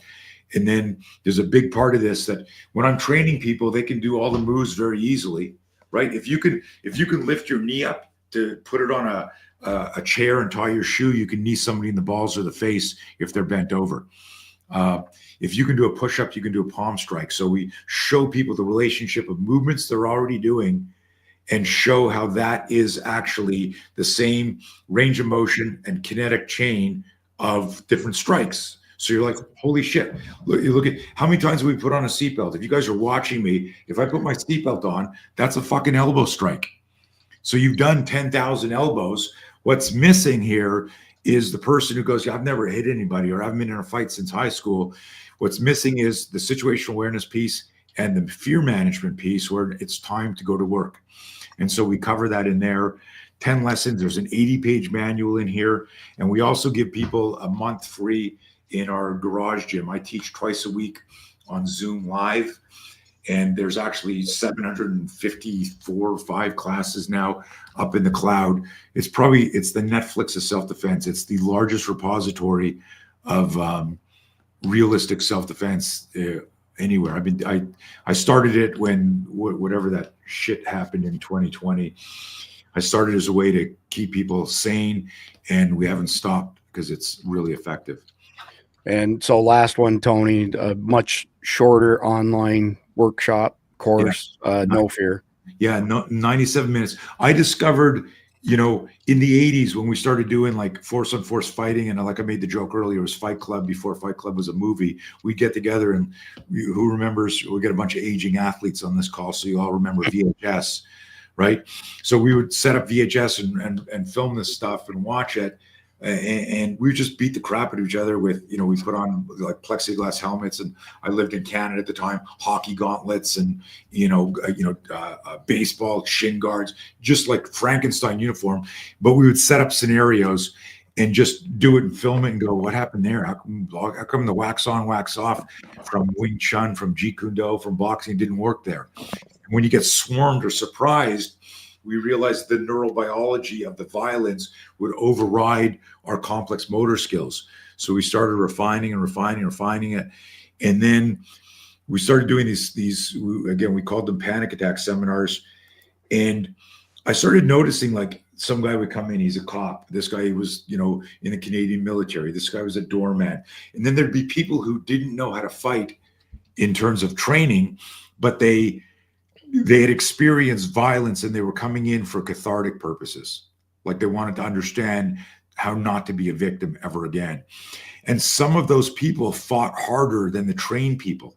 So I started studying that. I was like looking at this intersection of, and think about this, I was more interested in not how did you do that move and the technique. It was how did you support yourself. And it's kind of like, I didn't use the word love like Mike used, but how did you get yourself to fight, to continue fighting? and you peel the onion, and someone would say, I knew if I froze here that I might get raped again, and I had to fight. That's the type of love, right? And you care so much about your mind and your body, and you're going to take care of it. Or there's one example that we use where someone fought so hard and they said, I imagined, if I wasn't home, what would happen to my kids if I wasn't there, or if I froze. So they're leveraging fear, but not technique. And that was the cool realization. So I spent decades putting together like this no fear program. We launched maybe in terms of the video, the instructional video, maybe 5 years ago, but it started in the 80s, which was my incubator period. And just so people have perspective, when I was down at Coronado and I met Mr. Jaco, that was 1993. So we had already started. In fact, we had a prototype for my high gear suit, and his organization were the first people to purchase it. And had to wait 18 months because we didn't even have a working prototype to get it. And but we had already been, working on all this stuff in the 80s. It's amazing, Tony. So before I go to Michael here, when you were talking, you mentioned Canada and hockey helmets and fighting, all that stuff. Bubbles from Trailer Park Boys immediately came to mind when you were saying that. We didn't look that good, but we kind of looked like that. For anybody who's not familiar with the Trailer Park Boys, this is a cult classic out of Canada that is absolutely hilarious. And this guy's name is Bubbles here. But moving on from there, Michael, I've got your courses page pulled up, and memory serves me right. You've got 12 plus courses on here. Mm-hmm. Can you give our audience kind of a run through on the ones that would be particular to the topic we're discussing tonight? Yeah, definitely the Become the Master of Your Own Reality, the Unleashing Intuition Secrets. It's got over 22 hours in it. It's got 10 separate lectures. So I'm giving videos, meditations within there, and each one of those, they progressively get more, involved. Of course, I'm giving, just like I did here, real life combat stories, and there's PowerPoint presentations in there. So it's been a very, very successful video series that I put out there. I think we've had well over several thousand people that have done these courses now. It started back in 2018, and of course during the lockdowns, there was lots of people getting these courses, so I was very happy about that. There was like amazing amounts of people that had great results from it, so and still have great results from it. The remote viewing course and remote influencing courses, those are from my experiences in combat, utilizing those. So I talk about that, meditations for that. We all have that ability. I talk about how we're all using this in our lives already. So those are three of the main courses that relate to what we're doing right now and what we talked about. And final word, Michael, on the LifeWave patches, which I've got pulled up on your website. Excellent. So LifeWave, it was designed for Navy SEALs well over, I think, almost 30 years ago. I heard about them when I was working in the CIA. So one of my buddies we were tracking down Osama bin Laden. So one of my buddies was over there from SEAL Team 6, and I was talking to him about it. He said, yeah, we got this new LifeWave stuff that came out as energy enhancer. And I was like, dang, I missed out on that. I wish I could, because I'm like Mr. Energy. I'm always like working out. So many years go by later, and I find out that it's actually available to the public. Usually these black projects don't come out for decades. So I was like, oh my God, I gotta try that. So I tried it. I had exceptional results, better sleep, better performance in the gym and whatever I'm doing physically. That's what they're designed for. And then also stem cell development. We start to lose our stem cells over the years. This basically helps your body, reactivate your stem cell performance and building your stem cells out. So people that have lots of problems in a lot of different areas, they get to turn all that stuff around. It's pretty amazing. So pain management, I had my kneecap shattered in the SEAL teams in a training accident. I was able to come back after 6 months and continue in the SEAL teams. But over the years, it would give me lots of pain, significant pain. You know, as a SEAL, you guys that are military, and of course, Tony, you deal with pain all the time. You know how to manage it, but it doesn't make it okay. And so I tried this. We have this one patch system that reduces, it's called Ice Wave, basically reduces pain, basically moves the pain because it gets stuck, and it helps to move it.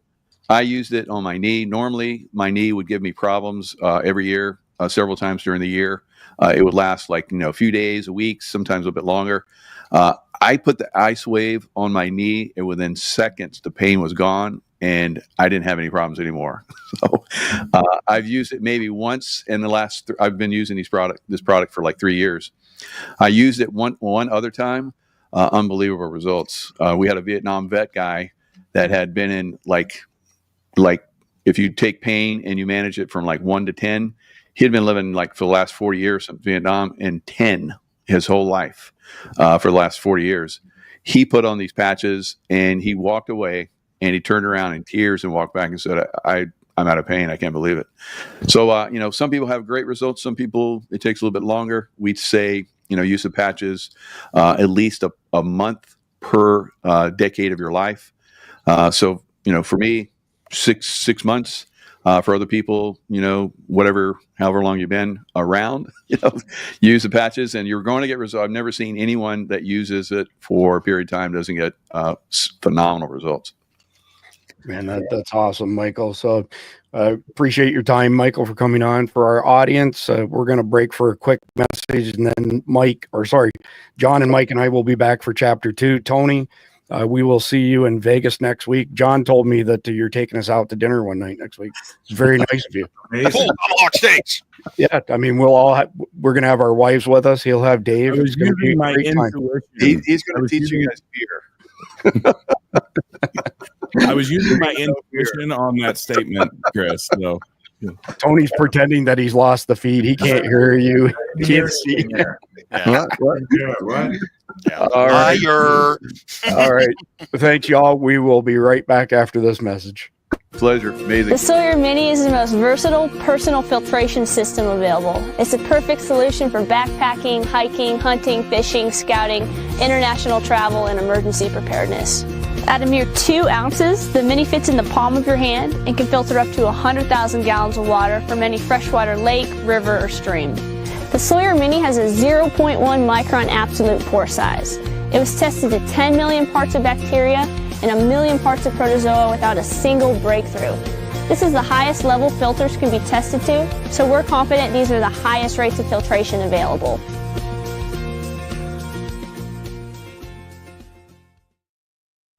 Man, that was a pretty awesome first chapter.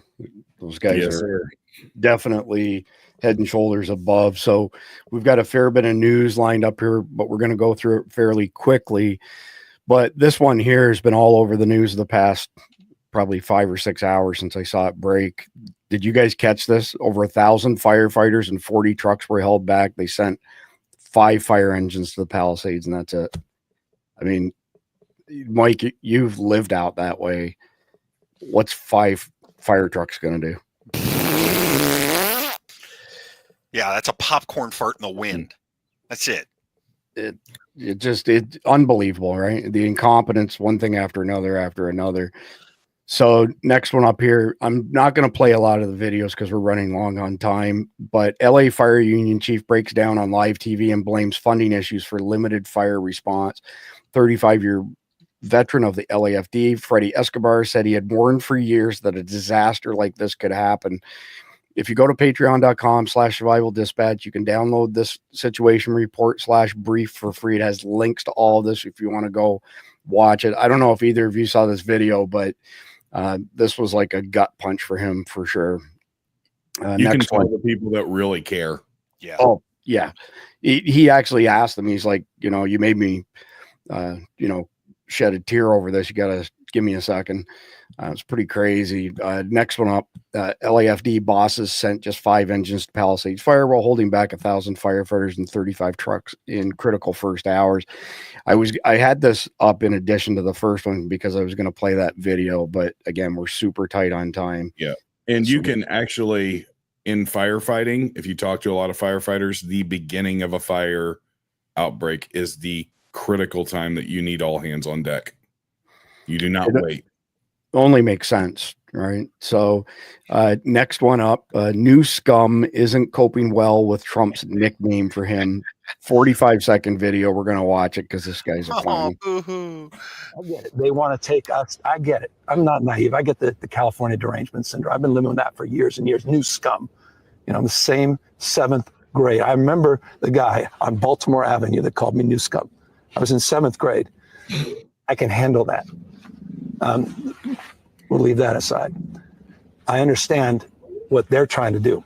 I want to work with them. It's not about me. It's about people that we both represent. He represents and I represent. And I'm honored and proud to represent these folks. And I desperately plead with them. Come out here. Help us. And we will help you. You'll be elevated, Mr. President. At the end of the day, you'll be the one we all will go to and say, thank you. Thank you, sir. I get. Well, Mike, what did you say? You've spent a portion of your life in California.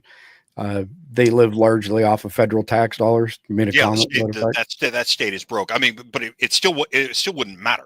I mean, with the winds that they've got blowing out there, it's not going to matter. You can't get birds in the air during the Santa Ana winds. You can't do it, and you'd need, good Lord, you'd need at least another 1,000 fire crews to be able to work on that stuff. And there's no way that anybody's going to be able to come up with that many. It's just not going to happen.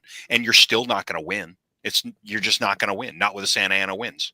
I mean, you got 60 to 80 mile an hour winds, grabbing those sparks and pushing them, 15 miles ahead of the main fires. Yeah, just thank you for mentioning that, because I don't know if everybody in the rest of the country realizes how strong these winds are. They're hurricane force winds. 75 plus miles an hour put you in hurricane territory.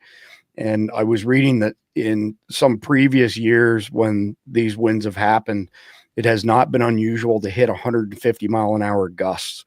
I mean, that's on the cusp of being Cat 5 hurricane territory. It's a pretty big deal. All right, moving on to the next one here. Biden's team was never a threat to Hamas, only Israel. I'm not going to play this video. I'm going to skip past it, but I do want to give credit where credit's due.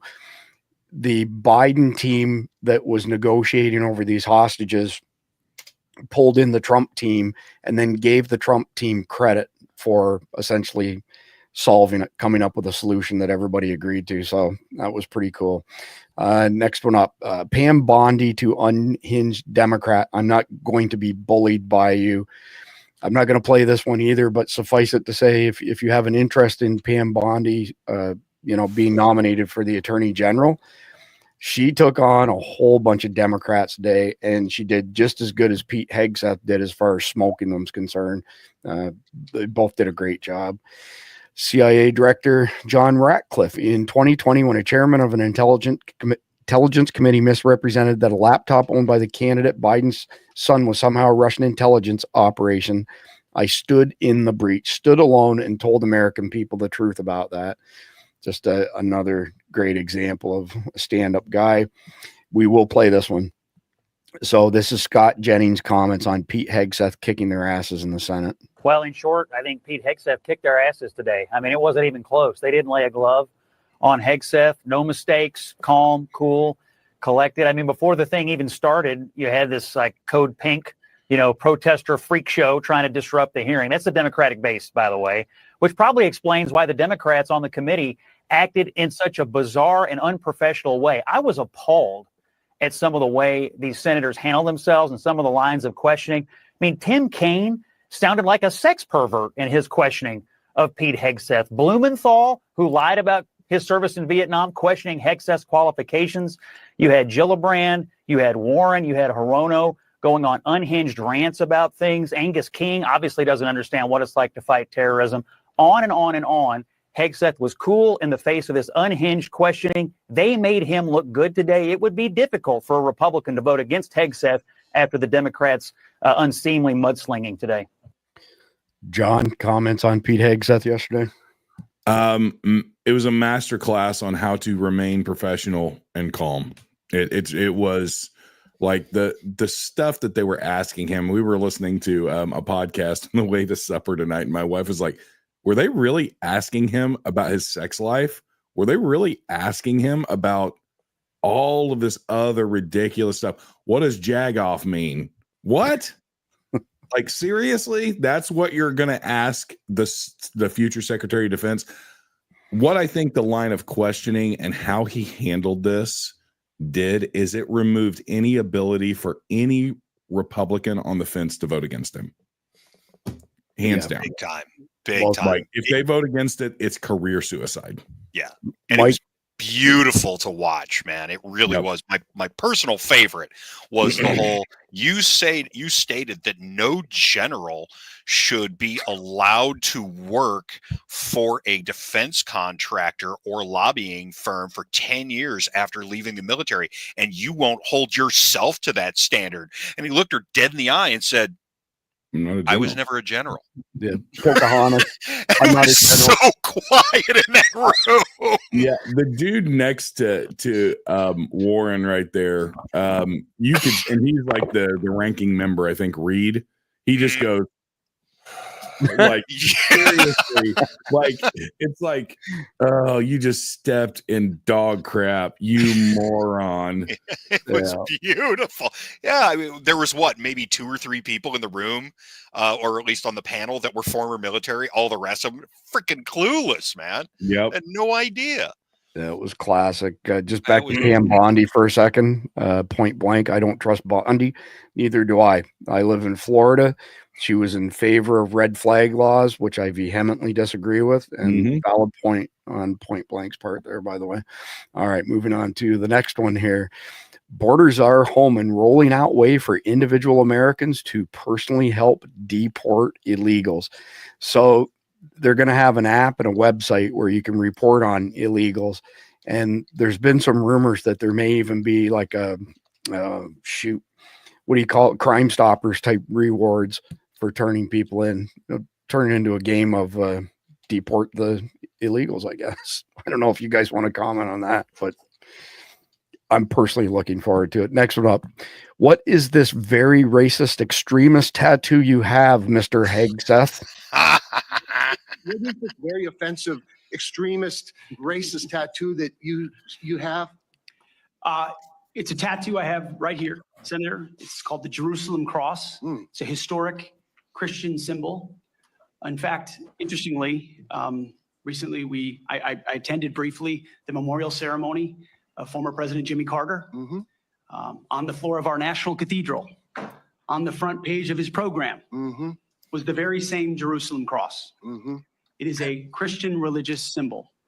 And when the events happened before preceding the Biden inauguration, I was a part of the mobilization to defend that inauguration as someone who'd been a proud supporter of Donald Trump, but also a member of the military, had orders to come to Washington, D.C. to guard that inauguration. And at the last minute, those orders were revoked. I'd never had orders revoked before. I'd been on orders to a lot of places to do a lot of difficult and dangerous things. They were revoked and I was not told why. Later, when I wrote my book, I was able to get information that was because I had been identified. Someone who'd served in Iraq, in Afghanistan, in Guantanamo Bay, holding a riot shield outside the White House. I'd been identified as an extremist. Comments, guys? Well, it goes to show you what the left actually thinks is the threat.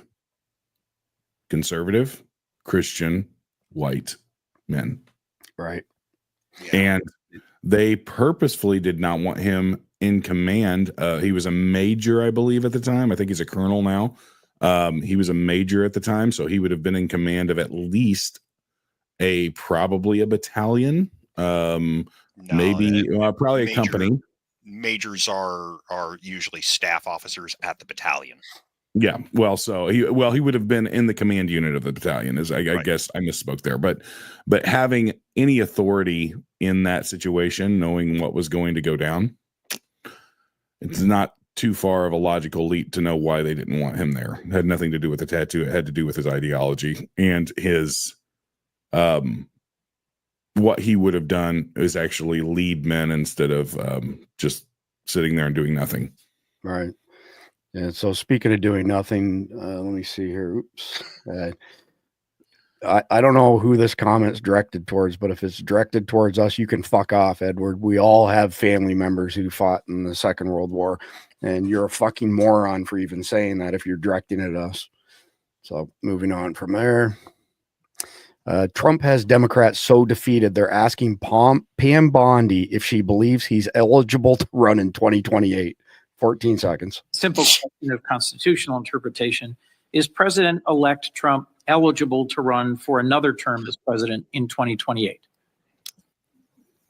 No, Senator, not unless they change the Constitution. Thanks. Simple question. Did you believe that shit? What planet are you on? Exactly. Shockwave in Washington. Check this out. Washington Post editorial board endorses 19 Trump nominees. So nobody trusts the legacy media anymore. And I highly suspect that they're doing this to regain some element of trust.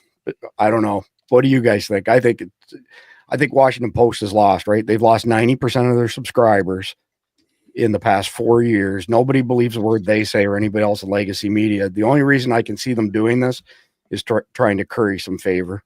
It's the same thing that Zuck's doing. It's Bezos doing the same thing Zuck's doing. Being a chameleon and going with the winds of what they, we all feel this shift that the entire country is shifting the opposite direction. I think the pendulum has swung all the way as far out to the left as it possibly can. And now the swing back is happening. These guys see that. And they're just trying to, put a little bit of sugar with their poison and get out on the right foot with the new administration. It has nothing to do with that they actually have woke up or seen the light. Sucking up to the winter. Yep. Yeah, they're wind socks. They're gonna go whatever direction the wind blows them in. Their true ideology is what we have seen in the last, 10 years. But for sure, they also realize that we don't even have the people anymore. Yeah, this is just their self-preservation instincts kicking in. That's all that is. There's no brain power going behind this. This is literally during a panic and, oh God, they're going to send me to the gulag. I mean, maybe, but yeah, the president won't. We may. So one, again, we're tight on time. Two, I can't stand Henry Kissinger, so I'm not going to play his video. But Klaus Schwab's mentor, Henry Kissinger, speaking in 1992, a new world order will emerge. The only question is whether it will arise out of intellectual and moral insight and by design, or whether it will be forced on mankind by a series of catastrophes. That's the challenge of our period, and it makes it, to my mind, one of the most exciting periods in which anybody can live. So, I mean, we know where Klaus Schwab stands on this. We've got Agenda 2030, the Great Reset, et cetera, et cetera. And lo and behold, who's one of the pioneers? Henry Kissinger. All right, check this one out. New Jersey cops stop armed man being guided cross country by voices in his head. Michael Brisby told police he was headed to FBI headquarters in Washington. Brisby said he was being guided by voices in his head. Police found he had a Glock and was driving a stolen vehicle.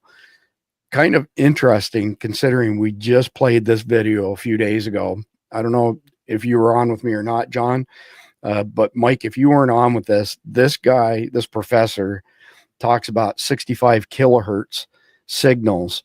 And when he points the dish at people in his classroom, they can hear voices. This is pretty crazy stuff. We'll play just a little bit at the beginning. So we can't hear this. It's going to, I haven't turned it on yet. When I do, it's going to blast out a 65 kilohertz beam. Because the wavelength is so small, it doesn't spread. Because 65 kilohertz has a wavelength like that.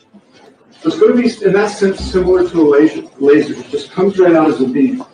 Now, how do we make that audible? Well, they put a modulation on top of the 65 kilohertz. There's a modulation. And now, here's the next thing I have to tell you. That 65 kilohertz is very high amplitude. It won't hurt you, we don't think. Okay? You certainly can't hear it, and we don't think it'll hurt you.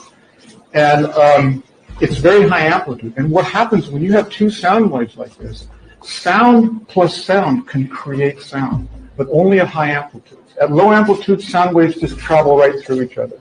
You may be sort of familiar with this.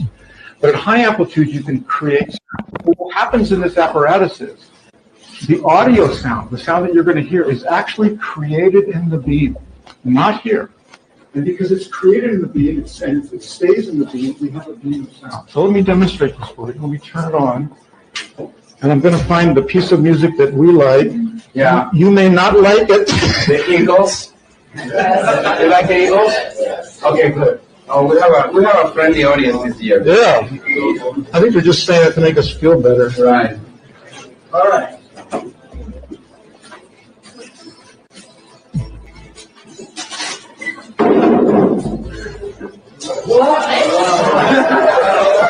It's worth the $2,000. It's not our money. Now, the sound that you're hearing is being created in this beam. It almost sounds like it's coming from your head. So let me try to scan the whole audience so everybody gets to hear this. Absolutely remarkable. Tell me that's not crazy, Mike. I've been watching the look on your face. A bunch of amateurs. What do you need technology in order to have voices in your head? Just get blown up a bunch of times. It's so much easier. Starts with tinnitus and ends with Sally in your head. Right. Yeah, Where are the TBIs in the room with you right now? Oh man, they're in the room with me all the time, buddy. Don't smack me in the head because my bell rings for a while. But hey, that's okay because freedom rings every day when you got military grade tinnitus. Yeah, this is a thing. This has gone back for some time, and yeah, there was a crowd control device that they were messing around with a few years back, and it was at the same time that they were looking at the big sonic device that would make everybody puke and uncomfortable and everything like that. And it was this, and basically they would just tell everybody, hey, this is a bad idea, you should just get out of here. And that it would be that in their heads, and that kind of stuff. So yeah, the people have played around with this before. Of course, pretty interesting. Of course, plenty of crazy people have the things in their heads too. So not either. I've got a piece of paper from the VA says I'm fine now. Well, of course you are. All right, last one for chapter 2. LA's new district attorney who beat Sorrell's prosecutor is hammering looters like you won't believe. I don't know if you two have caught this, but Prop 40 from years ago in California basically said you can't be arrested for stealing less than $950 when you're shoplifting. So there's been this wave of shoplifting across California for years as a result of that. This DA comes in and says, yeah, we're not going to play that anymore and let you away with this. There have been a gazillion videos out there of these people getting arrested saying, what do you mean? You can't arrest me. This is less than, X amount of dollars or whatever. Rules change, sucker. There's a new sheriff in town or a new DA. Yeah, exactly. There actually is a DA. There you go. Right. Somebody who sits in the DA's chair. All right. So very short message from our friends at Flex Industries. I want to announce that they launched their AK Flex trigger today, and I'll have some with me next week at SHOT Show that we'll be giving away for free to people. But check out the performance of this trigger for AKs. AK Flex.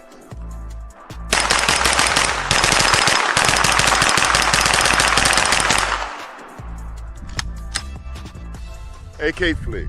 The crazy part about this thing, it can fit in all platforms. This right here is in a 9mm. We run it in the 7.62, 5.45, short, even in the Draco, the long 16-inch.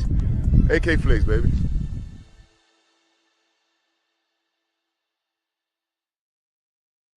So there's a link below, or you can just go to flexindustries.com, discount code SD17, S is in Sam, D is in David, 17, get 17% off.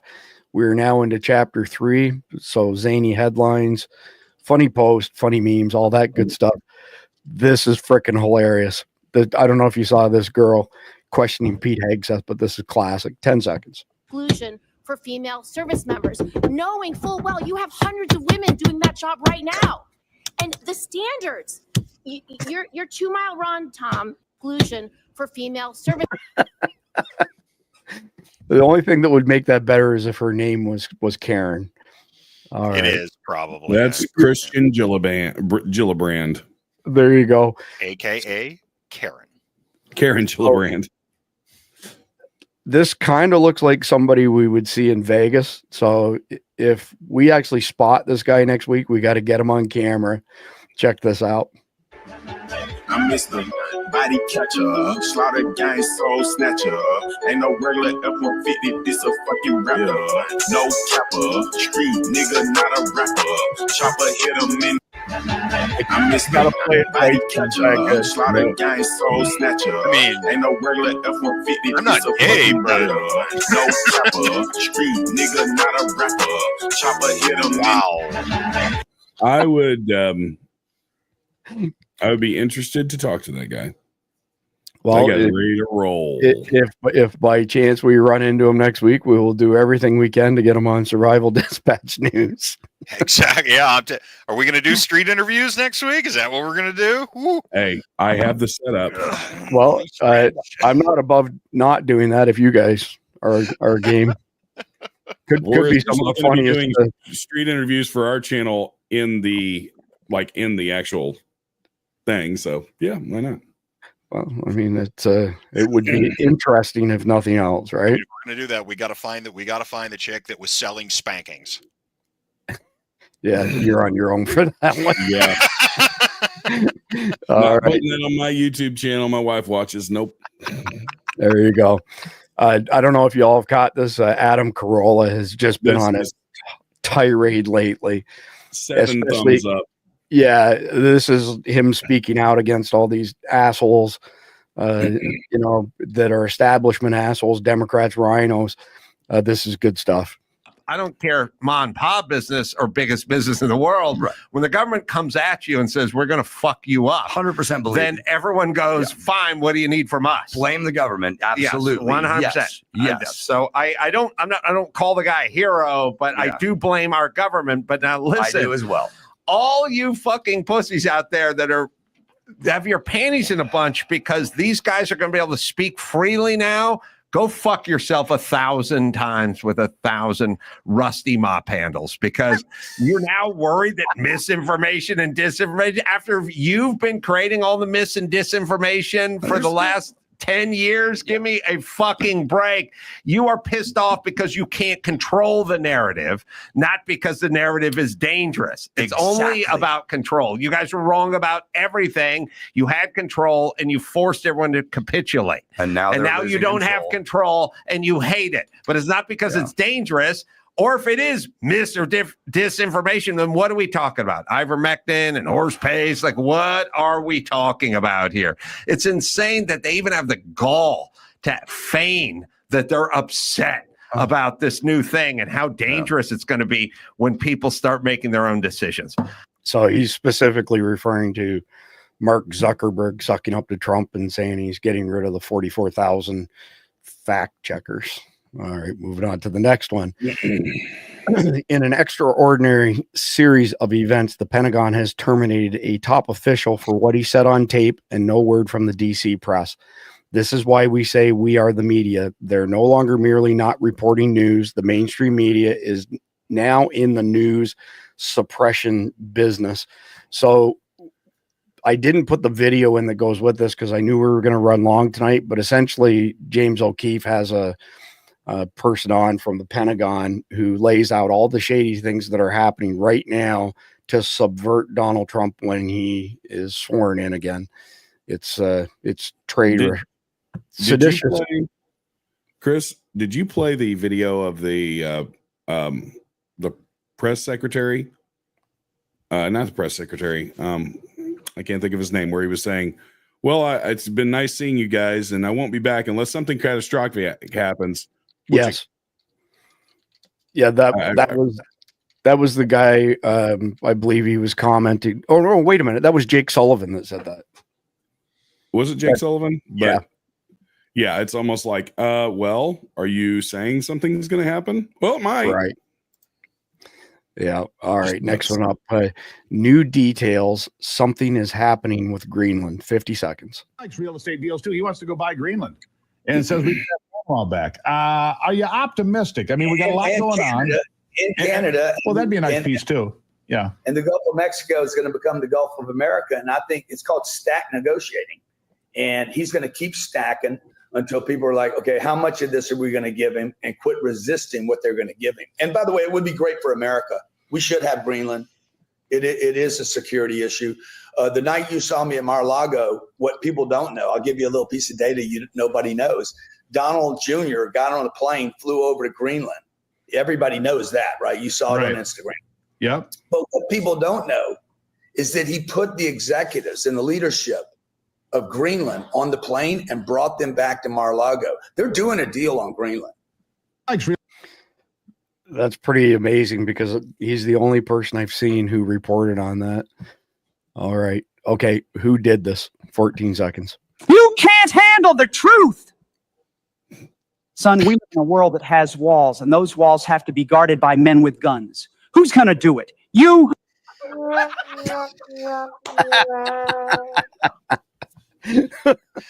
All right. Some people got too much time on their hands. Oh my God. That's too freaking funny. All right. And honestly, I have to say a quick bit. That whole scene from A Few Good Men, they're supposed to make that guy be the bad guy, but he's actually not the bad guy. Right. He's actually doing the right thing. Right. All right, next one up. USAID spends $40 billion plus of taxpayer dollars to fund foreign aid, $45 million to DEI scholarships in Burma, $520 million for consultant-driven ESG investments in Africa, $1.2 billion in awards to undisclosed recipients. And there goes Joe Biden. My work here is done. Unreal. All right, next one up. California has become a disaster. I'm moving out. And then how will you vote? Democrat, of course. And this is why we say, don't California my Texas and don't New York my Florida. This is too freaking funny. In small towns, hourly Amazon employees get mental health benefits on the first day. Do you guys see the irony in that? That just cracked me up. Yep. I mean, if anybody needs mental health services, it's the pink, blue, purple hair freaks. Always. We know that 60% of millennial women that are liberals have mental issues and take SSRIs and all that. The other 40% are not diagnosed yet. Or just not medicated. Right on. Breaking. Democrat Rep. Grace Meng has just proposed a constitutional amendment to make the voting age in the United States 16. So we're back to Democrats don't breed. They're not having children. They're flooding the country with illegals to try and replace their aging block of voters. And now they're trying to go the other way as well and pick kids, to support them. Crazy. Let me propose a counter amendment that your right to vote is 21 unless you join the military, and then you can vote at 18. Fair enough. Agree. Service guarantees citizenship. Would you Right. like to know more? Right. But there needs to be a caveat that you lose your voting privileges if you elect to cut your dick off because you think you're a chick. Yep. I mean, if you're so mentally unstable that you're going to cut your unit off, you shouldn't have a say in voting. Yep. I think we're all done here. Yeah. Actually, geez, I missed this one here. I'm just saying, let's tar and feather just one and see what happens. 10. 10. Got to have a test group. Test groups. Yeah. And there's an example why U.S. government, Ukraine, Israeli families, American families. Disgusting. Absolutely disgusting. And from Gavin Newsom's California high-speed rail line, 9 years, 11 billion, 1,600 feet. Now, didn't have a time to go and verify this. This may just be a joke. It may be real. It wouldn't surprise me if it's real. Mike, I mean, do you have anything? They've done that. That's how much they've done outside of the city areas. Okay. They've got other sections. None of them are attached to each other. The problem is they didn't acquire all the land before doing this stuff, and a mountain of money was spent and just disappeared straight into somebody named Pelosi's pockets, because it's his contract. And there's nothing a good old fire won't fix to get some of that land that you need. Right. Exactly. Wait, where's that tinfoil hat? All right. I'm 6'4", 225 pounds in full combat kit. I weigh well over 300 pounds. I don't expect most women also wearing full kit to be able to drag me out if I was wounded in a firefight. In AIT, I was partnered with a girl who was maybe 100 pounds soaking wet, and she could not even move me an inch. And yet both of us are combat medics expected to be able to save the lives of our soldiers. Do I think women can succeed in the military? Absolutely. However, men's anatomy is different than women's, and men are typically stronger and faster, making them better for combat roles. And the group of ladies we had on Saturday night, John, are a good example of that, where they flat out said that we're not cut out for this role on the whole. There's always outliers, but on the whole. And I think that there was an important distinction as far as what they were saying. There is a distinction between a combat area and actually up front line combat. There have been women in combat areas and zones ever since like the First World War, Second World War. Nurses were in front line area, medical tents and stuff. Some of them got actually captured when Bataan fell. So there's a little bit of a difference there. Like on the front lines, it's a completely different world than, in the Mike. Are you have something to say? Disagree? No, I just have to say that these days there is very few times that you have a defined front line. That's true. And I'm going off of traditional warfare where you have battle lines as well. But unfortunately, traditional linear warfare is the exception rather than the rule, historically speaking. Even in forward operating bases, you will have some female contingencies in forward operating bases, which is where most of the operations happen from now. On the GWAT, that's exactly the way it works. Oh yeah, so. like my old lieutenant girl was an absolute unit.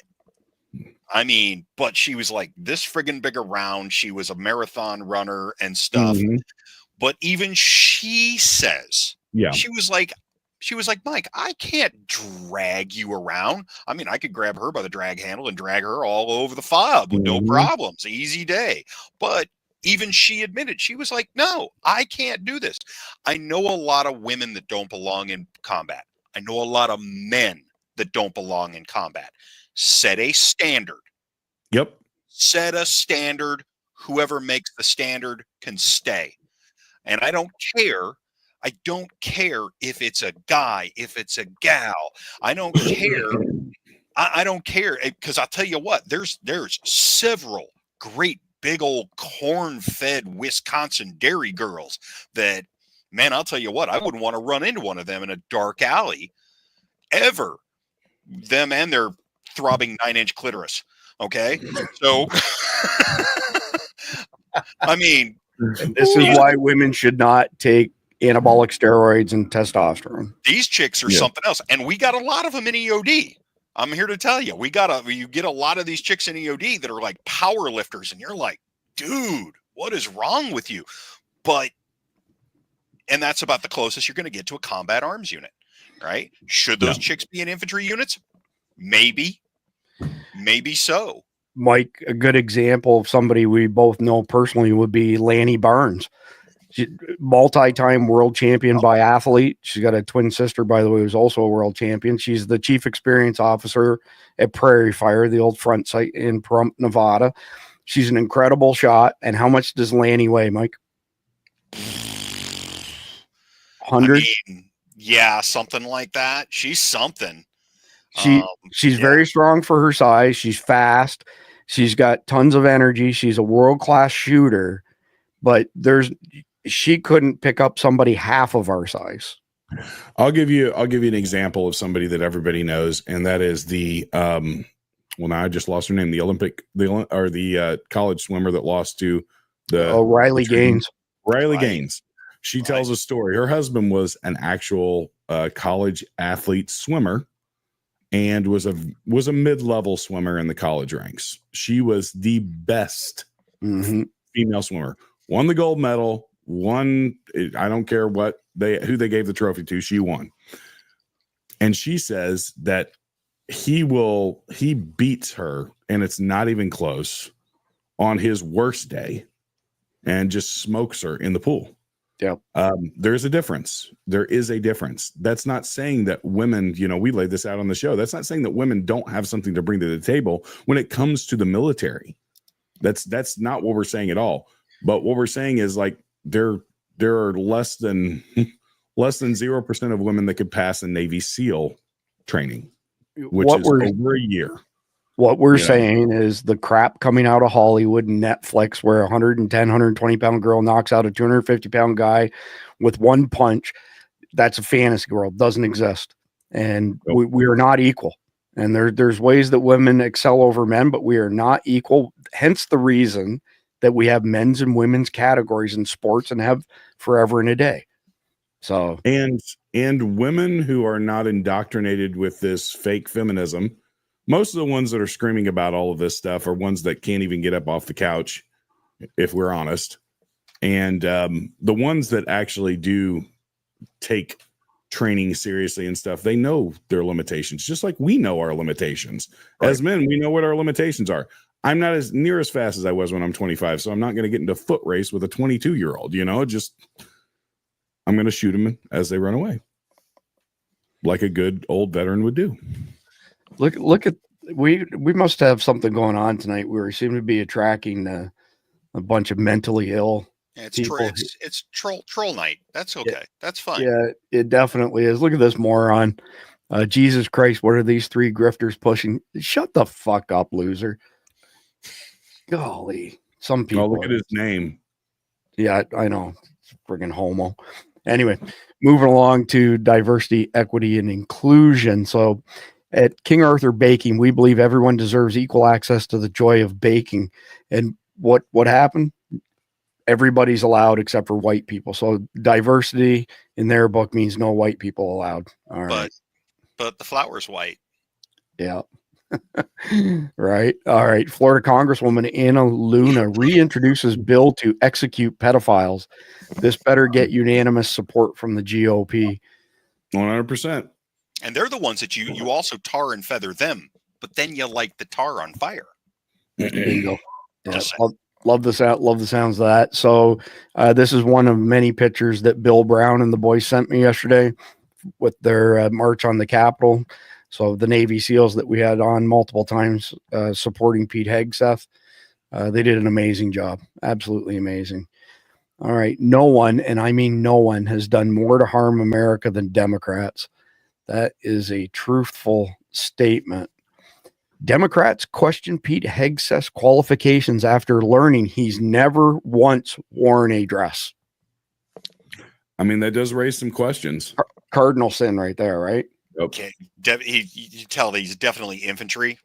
Could not make it an EOD.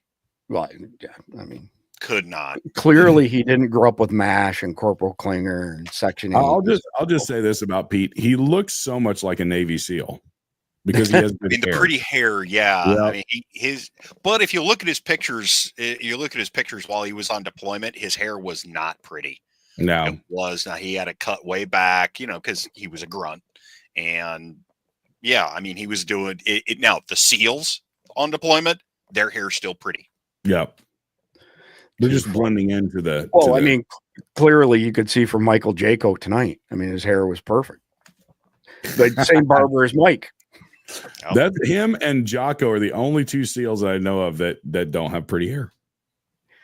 There you go. Well, you don't know that for sure because it's head shape. Maybe he does have pretty hair. Yeah. You just don't know that. All right, breaking news. Elon Musk reportedly set to have office space in the White House complex per MSNBC. I am going to predict that at some point over the next 4 years, there will be a falling out between Donald Trump and Elon Musk. Agreed. I trust Donald Trump a lot. I don't trust Elon Musk anywhere near as much as I trust Donald Trump. Why is that? The whole H-1B visa debacle 2 weeks ago proved everything I needed to see. For people who are new to the show, I've been kicked off of X 3 times in the past year. All 3 times it was because I quoted the law stating that treason, the highest penalty is death.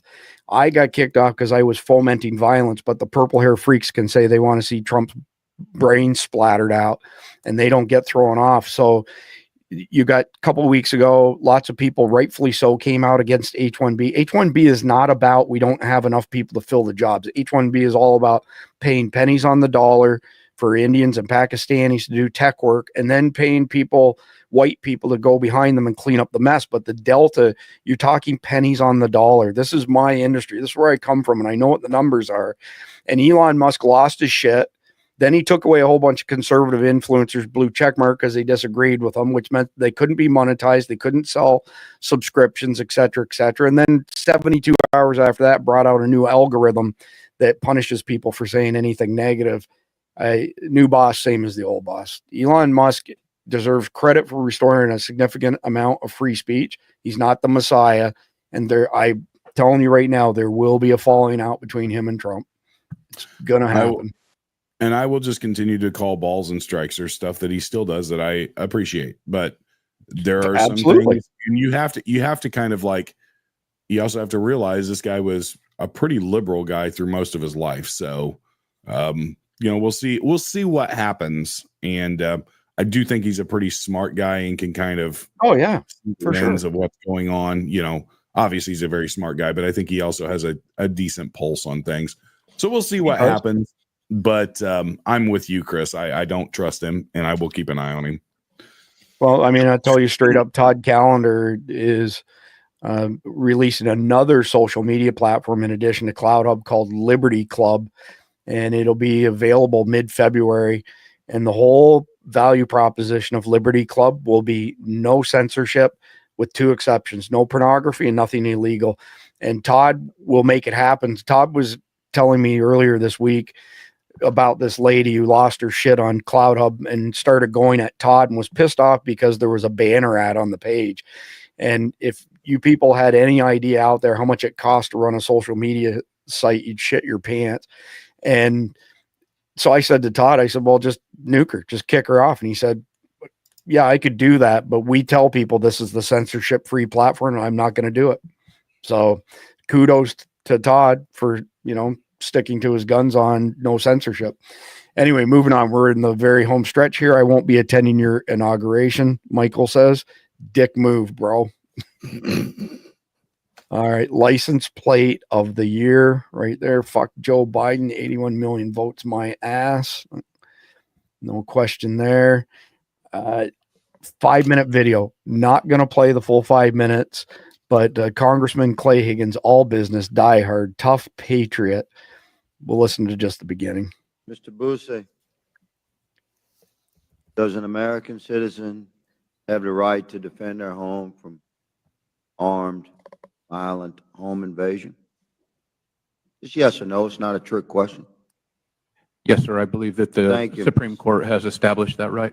Yeah, it was well defined 240 years ago, reaffirmed by Article 3 and every sovereign state since. Ms. Sampson, you believe an American citizen, a free American, has a right to defend his home from armed, violent invasion? With respect, thank you for the question. The things that we're talking about won't prevent. Well, we're moving past you. Ms. Okafor, does an American citizen have the right to defend their home from armed and violent invasion? Absolutely. Not only is a human right, it's also guaranteed by the Constitution. Absolutely.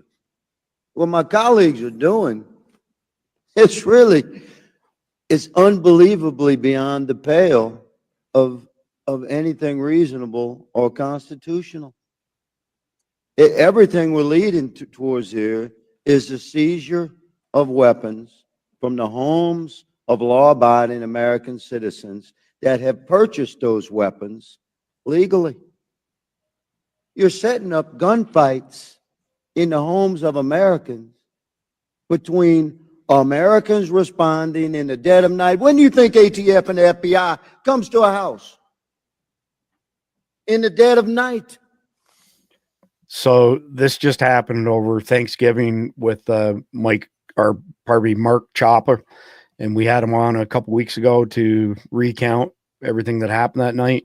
Mark will be with us in Vegas next week, and will be joining us on an episode of Survival Dispatch News from there. He's a high school teacher. His wife's a high school teacher in Baltimore, and they get up at ungodly hours like 4 a.m. and his wife spotted the ATF surrounding their home. And if he didn't have the training that he has and he hadn't been awake, you can see how something like that turns deadly in the blink of an eye. Even though he announced, he went out with his hands up and said, I'm unarmed. It was 20 degrees out and he was in a tank top, and they handcuffed him and let him stand out in the freezing cold. Just bad stuff. No other way to put it. This one here, obviously not going to play a 58-minute video. Just wanted to announce that the Great Replacement documentary by Laura Loomer is now available for free on Rumble. I've only caught some highlights from it. It actually looks like a pretty decent documentary that she's put together. So just wanted to give her a shout out on that. And homestretch homework. So with regards to the first topic of the night, situational awareness and self-defense strategies, rule number 1, phone down, eyes up when you're in public. Number 2, Tony's No Fear course. It's not very expensive, 50% discount down below. Or his Human Weapon Systems course, which is more extensive and costs a little bit more money, but still another 50% off down below. And Michael Jaco's courses as well. Those are great ways for you to improve your situational awareness and ability to defend yourself without taking martial arts and going and doing all kinds of extensive training in martial arts. But I will say the final point that I have is find somebody local to take professional training from. If you're in Southern Illinois, for example, go to Tombstone, get training from John and his partner, Dave. If you're in the South, you can go to Barrel and Hatchet. Mike Sterling trains with them frequently. And so I'm going to turn it over to Mike first, then John, to speak towards finding somebody to get that hands-on training from and the benefits. You've been through it. Both of you have been through it. Yep. So I think one of the things that I can throw onto there is, one, ensure that your training is diversified. I see a lot of people, and John, I love you, but gun training isn't the only training. And I see so many people that are like, oh, I'm going to be prepared, so I'm going to go to gun training. Well, what about all the other training? And I kind of got a little bit twitchy on our insiders this morning and said, hey, you guys need to start stretching out.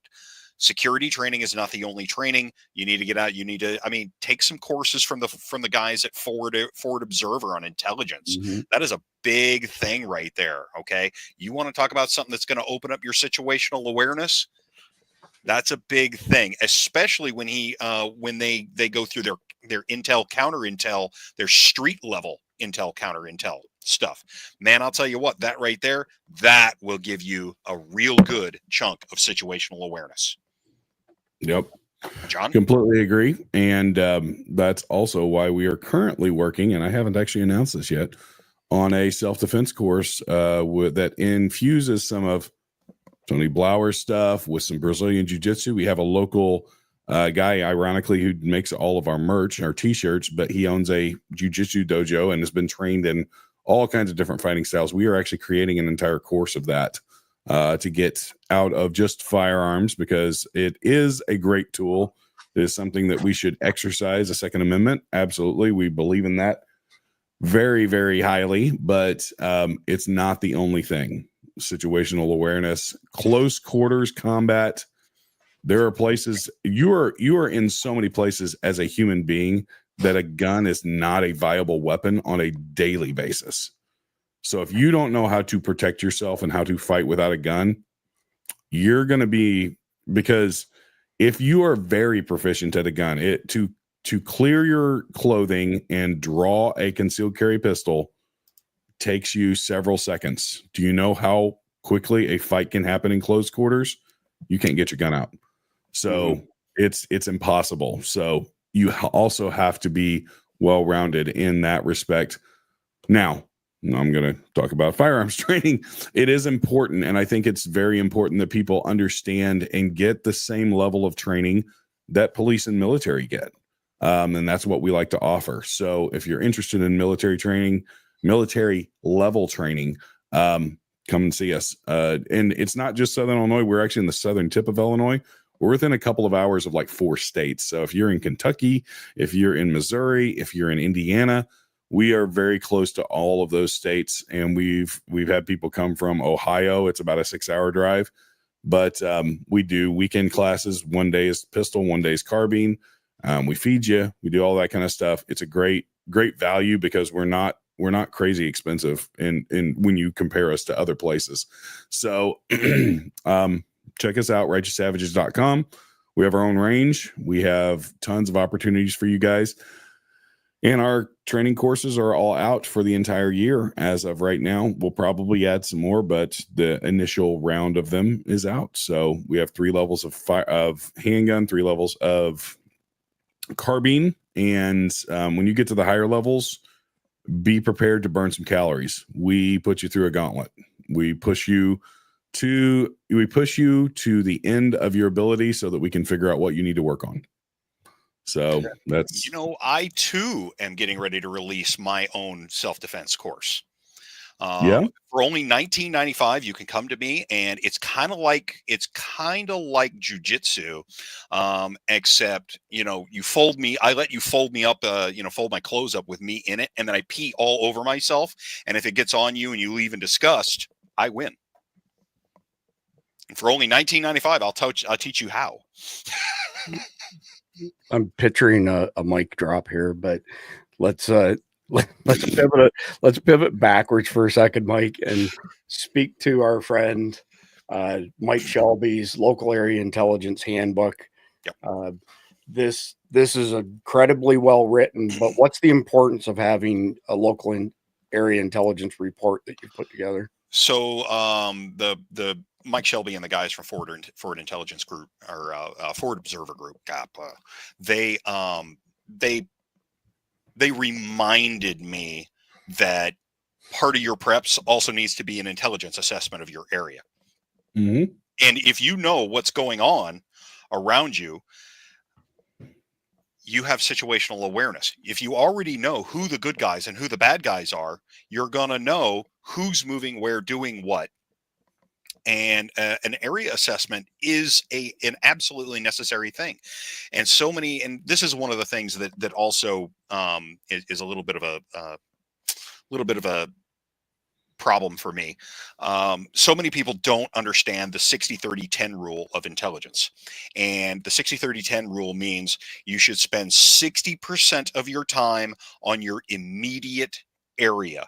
And for preppers, that would mean your county and probably, parts of adjacent counties, right? Those are the areas that you want to know exactly what's going on. And that's the area that you can affect things. Okay. You're going to want to know your politicians. You're going to want to know the cops. You're going to want to know the bad guys. You're going to want to know the people that work at the fire departments, right? You're going to want actual personal relationships with those people. Right, 60% of your time is spent in that area of intelligence. 30% should be spent on your state/region, depending on your state size, the like. Okay, because you want to stay aware of what's happening there, but you can't really affect that. So you want to be aware of what's going on there, but also talk to like your state representatives, regional representatives, the like. Okay, and then 10% national and geopolitical. Stop spending all that time on these things. You want to be cognizant of them, but you can't affect those. Okay. You want to understand what's happening out there, but don't spend a whole bunch of time on it, guys, because you don't have that much time. You should be working in your local area. 60-30-10 rule. Yeah. 2 seconds. 1. 2. All right. So actually, check this out. I haven't had a chance to get deep into this, but now that we're on this topic, I'll share it. So these guys, Mad Gear Company, sent me some stuff here. So in this, they sent a binder. So really small little binder here. Oh, I've been looking at those. They've got some pre-printed stuff inside already, pardon me, where you're filling in the blanks. Sorry, that camera doesn't want to focus on that. But this is really interesting. Each of these brown envelopes comes with different stuff that's pre-printed for your planning. So check this out, Mike. There's your go bag packing list, for example. Yeah, I've been looking at their stuff. It looks really good. There, that's a little bit better over here. Make sure you bring that stuff next week. I want to look at it. It's awesome, man, because that is one of half a dozen different folders that they sent. And so you'd have to decipher this for me. Encode, decode. It's got actually ways to do coded messages. So that's for you smart guys, not for me necessarily. That's where you write out your one-time pads.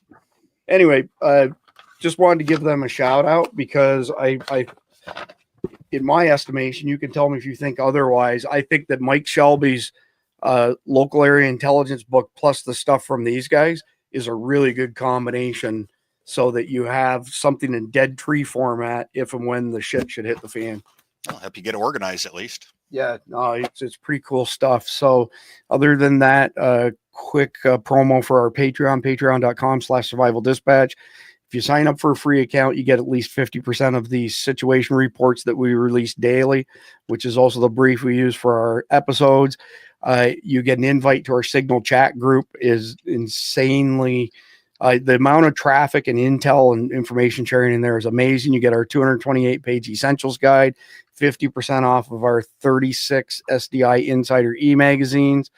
And like I say, patreon.com/survival dispatch, $9.99 a month for that. Mike, you're up with the grok question of the night. Oh, okay. This is near and dear to my heart over the Christmas season. How do you balance stockpiling supplies with the need to keep your living space functional and not overly cluttered?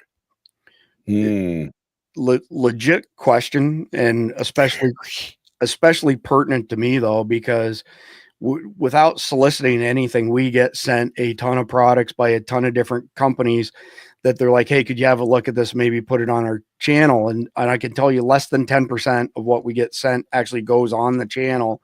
Many times we offer to send it back. They usually say, no, go ahead and keep it. For me, Mike's been in my office just stacked full of gear. It's a major struggle for me. And how do I manage to balance it? I give shit away. So when Mike comes for a visit, we send Mike home with a bunch of stuff. Doesn't matter who it is they come to visit, they will be going home with something. And you know what I do with it? It goes out to the guys in the mag. Here, hey, take this, take this, take this.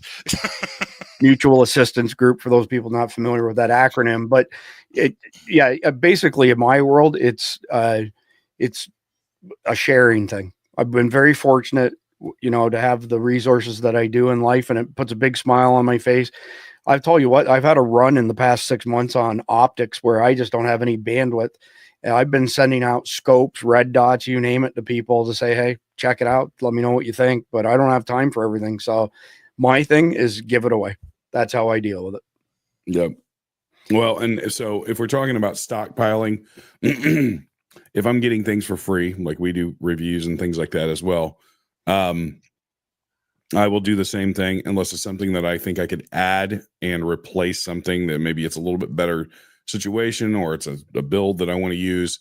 As far as food and water, I have that pretty strategically set up, and I have a certain amount. Like once you get to a food stockpile and a water stockpile, then it's just really about FIFOing everything. And it's just, rotating it. Canned food, make sure you date the lid, and you cycle that stuff through. So, what you have to figure out is, what do I really need? How many rounds of ammunition do I need realistically? Me, I'd want all of them, but, and we shoot a lot too. So I go through, in the summer, I'll go through 1,000 rounds in a couple weekends, you know, of just like hardcore stuff, you know. And so that's a by the way, if you guys know any ammo sponsors for Righteous Savages, that would be awesome. But it's really about knowing what you need and understanding your situation. Like, we have a large house. We have a 3,000 square foot house, and with a basement with a lot of extra storage. So I have that stuff piled up in different nooks and crannies in the basement storage areas. But a little bit of organization goes a long way. And, you know, I've learned that over the years, and it's just important to know, first of all, what do you need? What do you not need? And then if you upgrade stuff, what do you do with the old stuff? Give it away. Yeah. As the Red Hot Chili Peppers say, give it away, give it away, give it away now.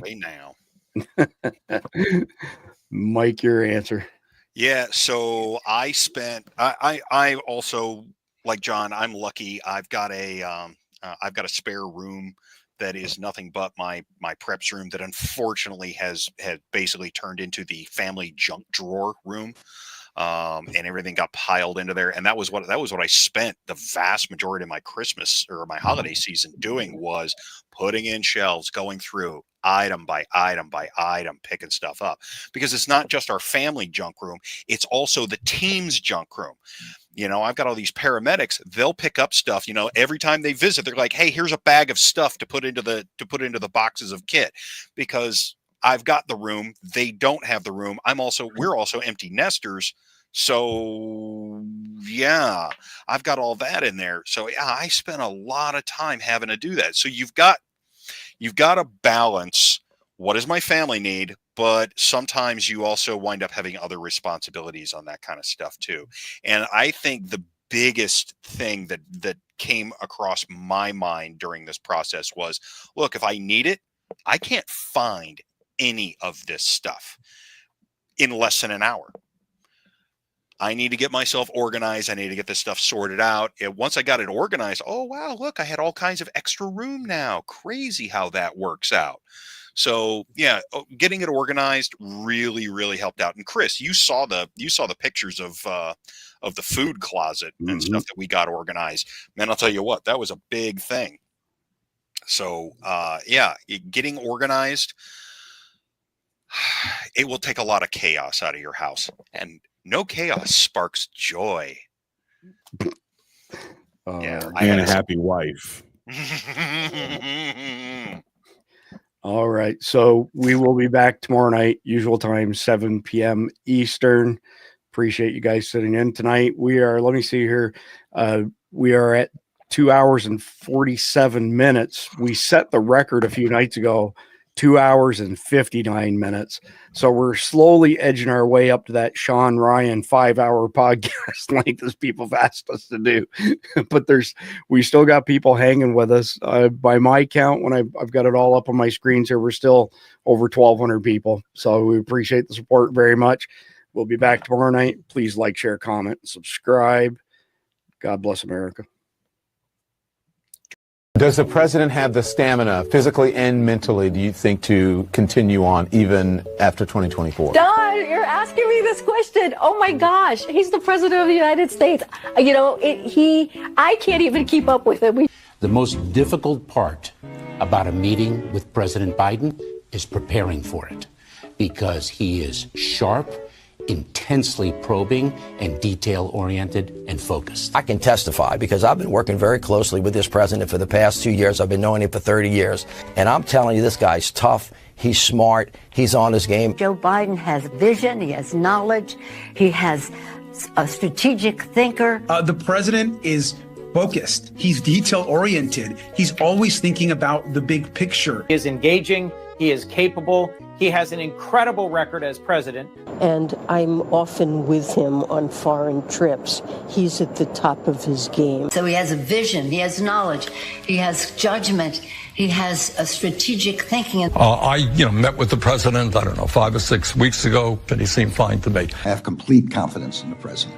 I have watched him expertly guide meetings of staff and cabinet members. I could not have more confidence in the president. I would just tell you that I meet frequently with the president, and every single time I meet with him, he is just fine.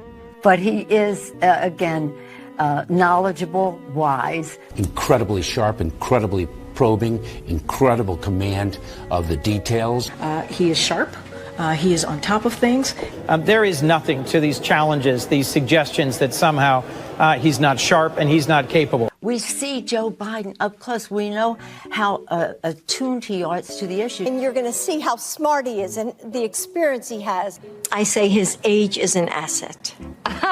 He's wise. Yes, he's wise. He has wisdom. He has experience. And his experience, because of his age and his wisdom, has been invaluable to this country. A lot of countries, people who've been in office a longer period of time are praised for their wisdom. I have seen a lot of 72-year-olds not as capable as this 80-year-old. It is hard for us to keep up with this president.